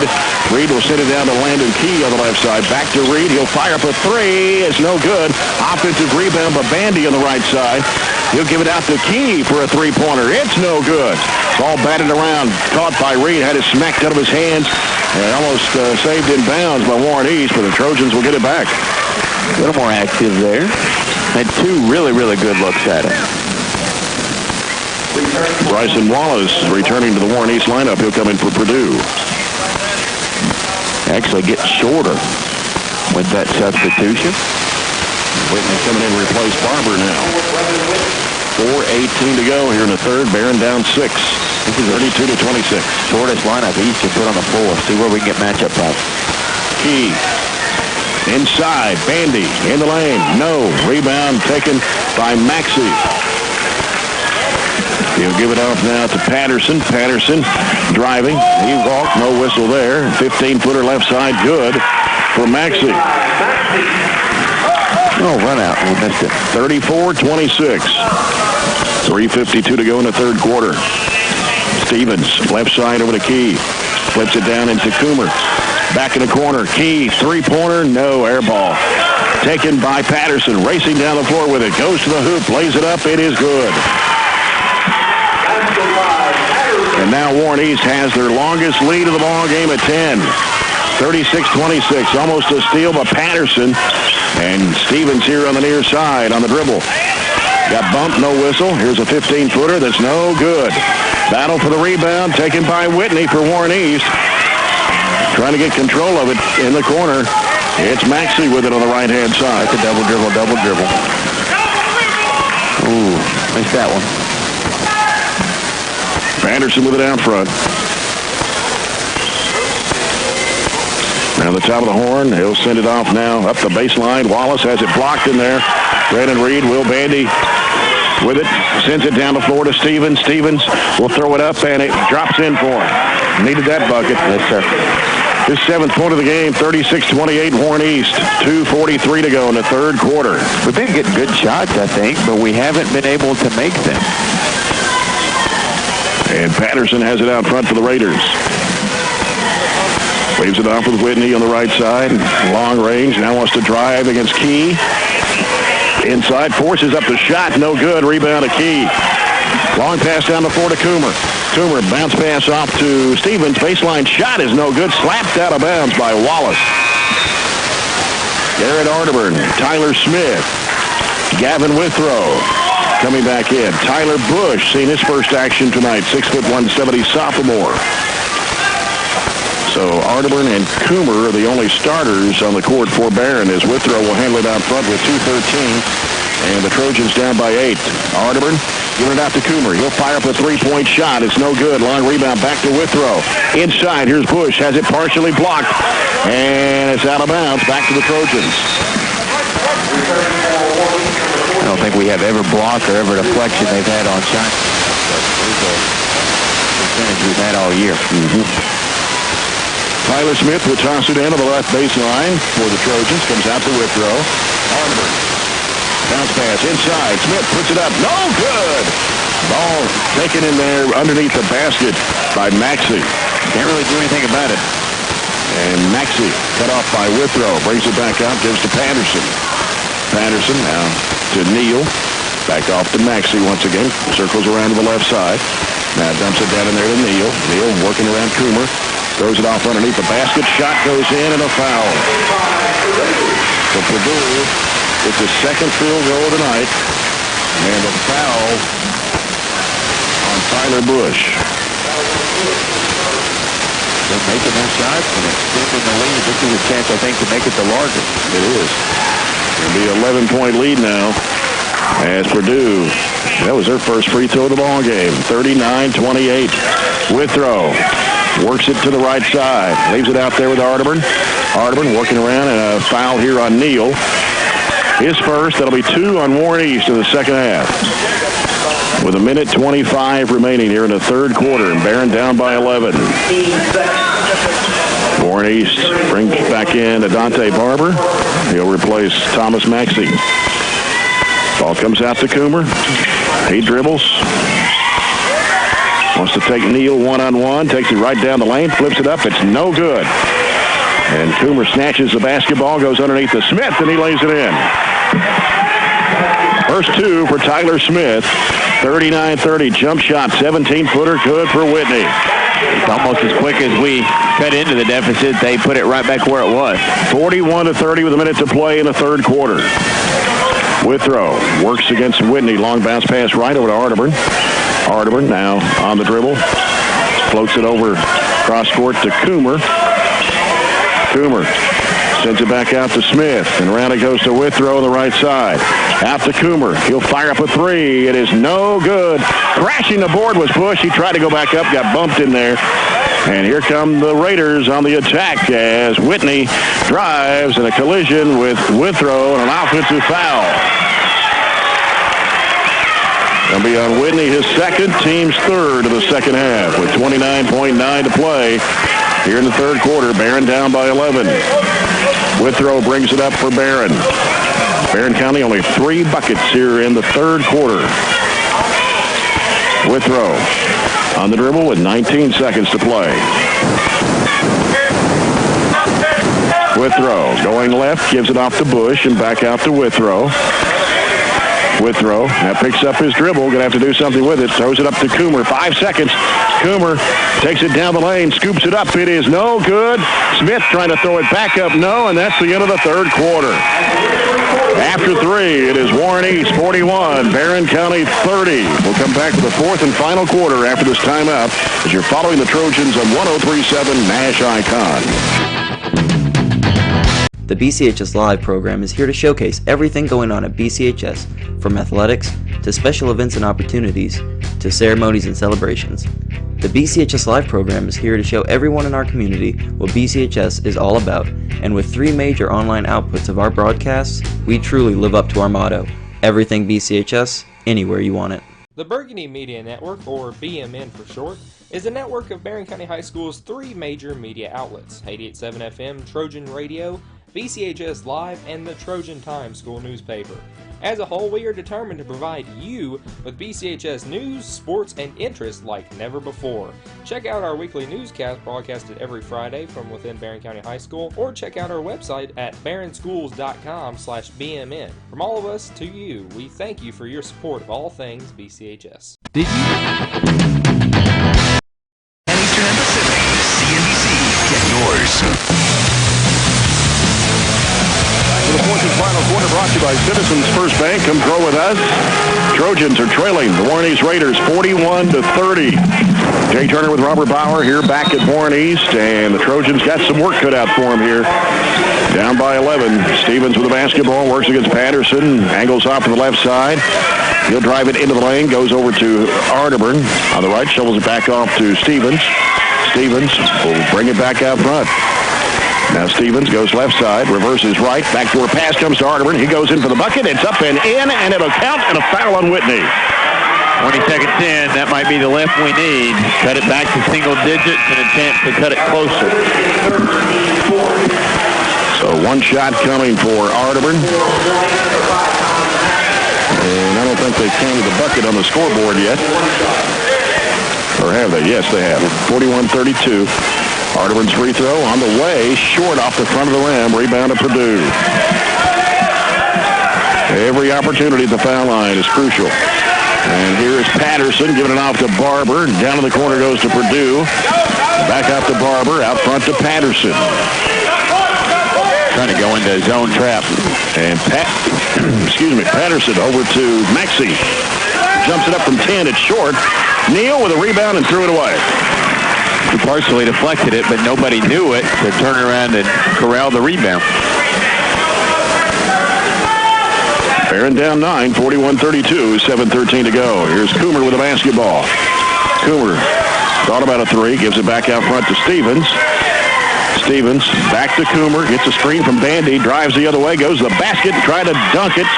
Offensive rebound by Bush, giving it back to Coomer for a three. No good. Tapped up against the boards. Taken by Stevens. And we got a jump ball. Wow.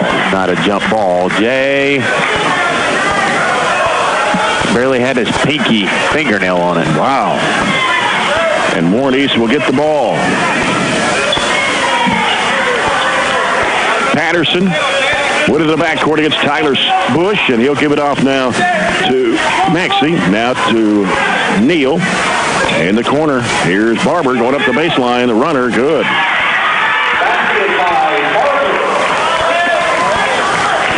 Back up to 11 at 43-32. Bandy with it. Trying to go baseline against Purdue. He cuts him off. Now dumps it back off to Arterburn. He drives into the lane, scoops up the shot. Offensive foul on Arterburn. His second, team's fifth. Brandon Reed will return to the Trojan lineup with 6:23 to play. Down by 11. Maxey still in the backcourt. Bounces it off to Patterson. Gets it across to Barber. Baseballs it across over to Maxey. Maxey looking at a trap. And it's knocked away by Bush. Taken to there by Bandy. Here comes Reed. Reed driving it right down the middle. He'll go up with a shot. It's blocked by Purdue. And on the other end, here comes Patterson for the layup. It's good. It went into the body of the defender once he got him up off the floor and said, missed shot, layup other end. 45-32, Warren East. Coomer out to Stevens for the three. It is no good. Crashing the board is Bush, and he puts it in. Tyler Bush. 45-34. We come down to 5.5 minutes. Trojans going to have to make a run here. They expect to win this game. And Barber gives it out to Patterson. They go to Purdue, back to Barber, back out to Patterson. Purdue, baseline, throws it up. It's no good. They'll get a foul on Maxey for coming over the back of Parker Stevens. His second. That'll be number 5 on East in the second half. Gavin Withrow. 5'8" freshman. Lineup for Brandon Reed. Warren East is a team you could possibly come back on because they use so little time with each of their possessions. That extends the game and gives you more opportunities to score unless they change the way they play down the stretch. Withrow gets it across against Whitney. Here's Stevens with it. Out to Bush. He'll give it back out to Withrow. Back over to Stevens on the left wing. Out top is Bush. Goes left side. Stevens wants to drive to the bucket. Puts it up in traffic, and it drops in. 9 points for Stevens. 9-point Warren East lead, 45-36. Here's Patterson to the backcourt. Lobs it back over to Whitney. Right side is Maxey. They try to trap the ball. Whitney, bounce pass left side, Patterson. Back to Whitney. Right side, it goes to Maxey. He's in a trap, dribbles out of it. Bounce pass underneath the Neal. Blocked by Coomer. He grabs a basketball. Here come the Trojans on the run. He'll give it off to Stevens. 3 if it goes. It's no good. Long rebound, whistle, and a foul. Withrow trying to go with a rebound. Warney's foul will be on Neal, and that's his second, and the team's sixth. 4:23 to play. Here's the lob into Coomer. Wow, they're going to call Tyler Bush with his second, team sixth.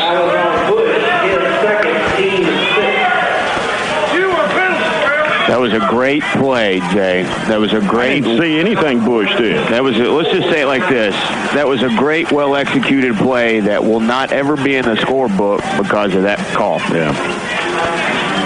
And it takes away possible momentum that we could have had to cut further into the lead. It would have been 7, and our pressure, we've gone to a 1-2-2 three-quarter court presser. Tyler Bush playing the top. Tyler, very athletic, plays defensive back for the football team.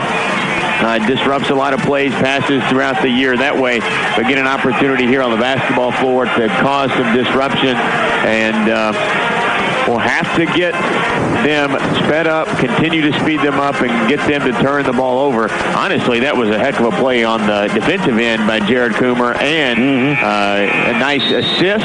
Again, that won't be recorded tonight in the scorebook, or the 2 points that Jared got on the other end.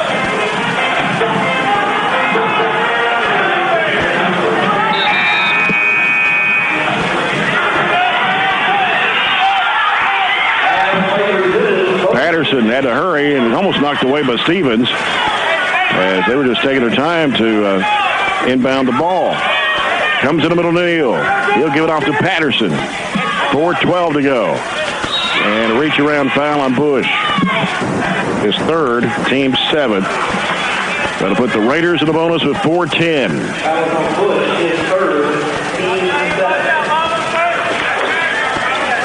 And at the line will be Patterson for 1 in the bonus.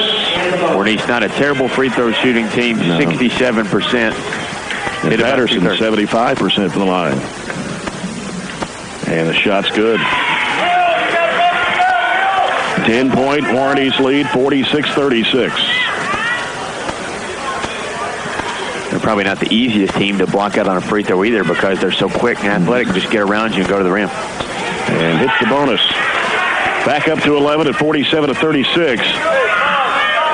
And now Withrow will work it up against Whitney. He'll send it off now to Parker Stevens. Out top to Bandy. Right side is Bush. Hands it back off to Stevens. Down to 3:50 to play. And we're going to whistle away from the ball. Yeah, hold on. That's Maxey, who's guarded Jared all night, was holding him, wouldn't let him get off of the screen. It'll be Maxey's third, 7 on the Raiders here in the second half, so the Trojans will be in the bonus with 3:48 to go, down by 11. Brandon Reed back in the game for Coach Warren Cunningham. Free throw by Coomer is no good. Follow-up is good for Bush. He's got a couple big offensive rebounds. He's played pretty well. 47-38 with 3:40 remaining. Patterson gets it across to Barber. He'll throw it off to Whitney. Down to the corner. Maxey in the middle. And they throw it away. Yep. 3:28 left. Press has not been bad, has it? No. I just don't know if we have enough time. That's the only. Every possession we almost have to score on.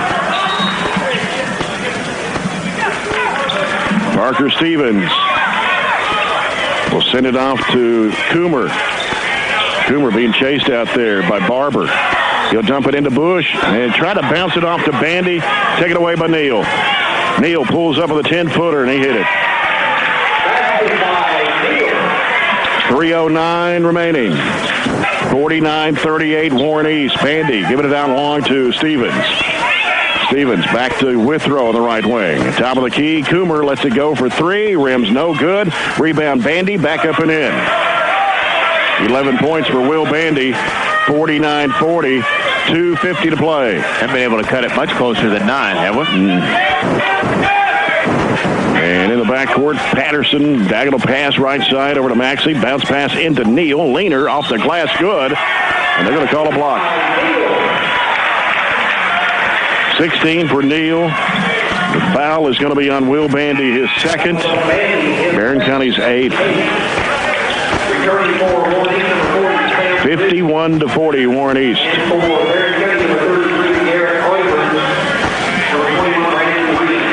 And time starting to run out on the Trojans here. Was only able to score 6 points in the third quarter. Neal at the line. The shot is good. 3-point play for Neal. That gives him 17 of the night.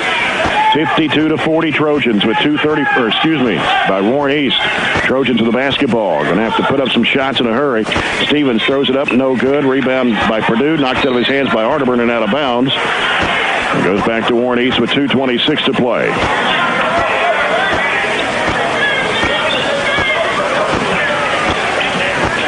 As the ball comes into Patterson, he'll bounce it off to Maxey.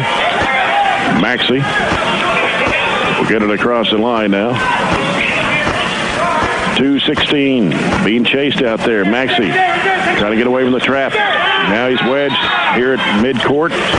And the sideline, a timeout by Warren East with 2:11 remaining. Barren down 52-40 as we take a big O timeout. Have to go back to the same time last year, the 1st of January, to have the last time the Trojans lost 3 games in a row. Bowling Green, Warren Central, and Warren East was the third part of that loss. No 3-game losing streak this year, but you got one looming possibly here tonight with starting Friday at Dare, then Central Saturday, and this East Tuesday night.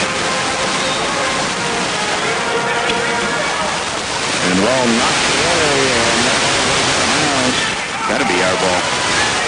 And what do we got? The officials. He's going to give it to us. That's the right call. Nobody was really in position. The Trojans will have it underneath. Toss it in. Lobs it into Coomer. Trying to go for the basketball. Here's his leaning shot. Good. 8 points for Jared Coomer. 10-point Warren East lead. 2 minutes to play. Goes over to Ridley. Cross-court pass comes to Barber. Almost lost it back across the timeline. Knocked away and didn't push it out there now. And they're going to foul. With 1:36 left. Andy, his third opens in the second half.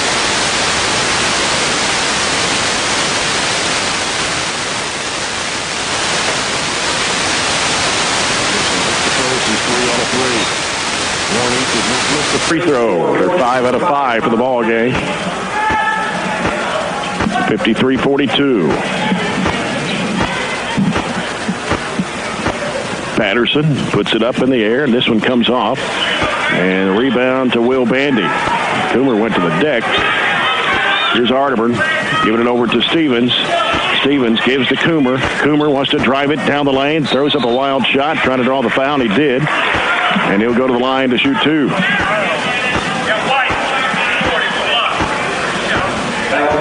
Foul on Purdue. His first, team's 8th. Jared Coomer at the line, 2 of 3 from the stripe. Only 8 points in the ball game. Free throw is no good. Barren is 0 for 3 from the line in the second half. 1:35 to go. And he got that one for his 9th point of the game. 53-43. Raiders with a basketball. Patterson in the backcourt. And we got a foul.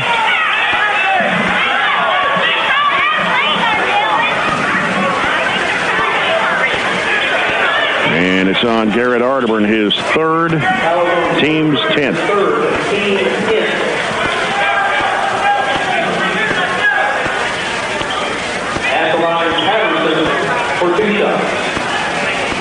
Patterson right back to the stripe again. for 2 more. First one is up, and it's good. Brandon Reed coming in for Tyler Bush. 54-43, Warren East. And Patterson with 10 points in the ball game, puts it up and in for point number 11. 55-43, Warren East. 1:32 to go. Arterburn got it, driving hard up the sideline. He's going to be fouled by Neal, his 3rd, team's 9th. And Garrett Arterburn will be at the line for 1 in the bonus.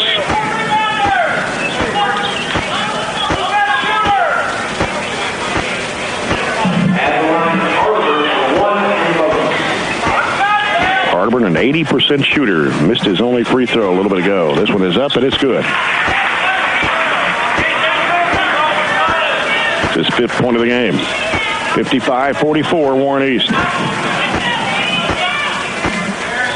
Arterburn for the bonus. It's on the way, and he got that one. 10-point Warren East lead, 55-45. Patterson is in a trap, but got rid of the basketball. Whitney into the front court, fouling Arterburn. He is 4th.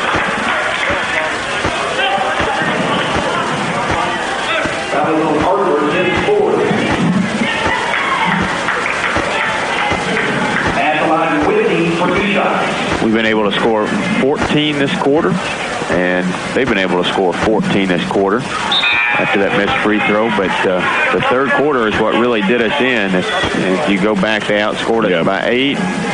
We just had tough go of it. Second shot, no good. Ball tipped out. Reed couldn't grab it. Whitney's got it. The ball going to be kicked as Patterson tried to bounce it off to Maxey with 1:17 remaining. 55-45, Warren East. Barber back in the game for Coach Brandon Combs. He'll replace Maxey. Barber gets the ball out to Patterson. Patterson gets it across the line down the right side. Sends it off in the corner to Barber. 1:05 to play. And here's Whitney in the corner to Purdue. Back out to Patterson. A foul on Brandon Reed. East has played it pretty well down the stretch. They've completely changed the way that they played and made us come get them. They slowed it down and were very intentional. You can do that with a 10, 12-point lead. Shot's good for Patterson.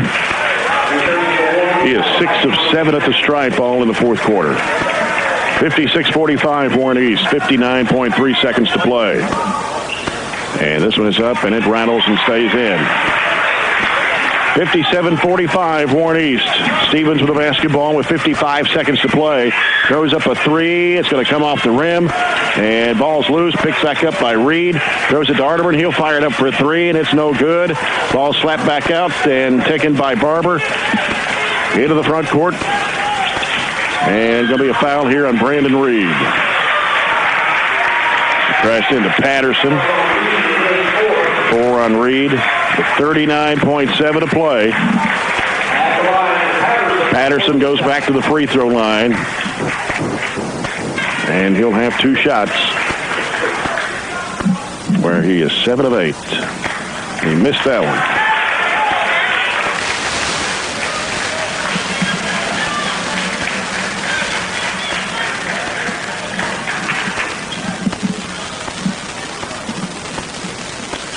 Patterson puts this one up. It's good. 58-45, Warren East, 39 seconds to play. Stevens on the left side. It's a screen from Coomer. Drives. Throws it up. It is good off the window for a People's Bank shot. Parker Stevens with his 11th point. 58-47, 26 seconds to go.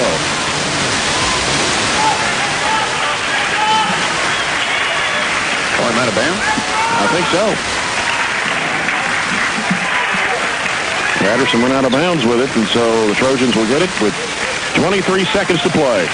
Stevens Over to Arterburn. He'll fire it up for three. It is banked in. For People's Bank bank shot from about 20 feet away. Up toward Patterson. He'll throw it up in the lane. It's no good. Rebound to Coomer with 7 seconds, 6 seconds. Pass coming down. Stevens grabs it, goes under, plays it up, and no good. And rebound by Coomer. The shot too late. Warren East wins 58-50 over Barren County. This has been a BCHS Live production. All rights to this broadcast are reserved to the BCHS Live program and the Burgundy Media Network. To rewatch this broadcast, log on to youtube.com/BCHS Live to watch this and every broadcast from BCHS Live. To keep up with what's going on at BCHS and to check in on all other media programs here at Barren County High, go to barrenschools.com/BMN and find out more. That's all we have for now. This is BCHS Live, signing off.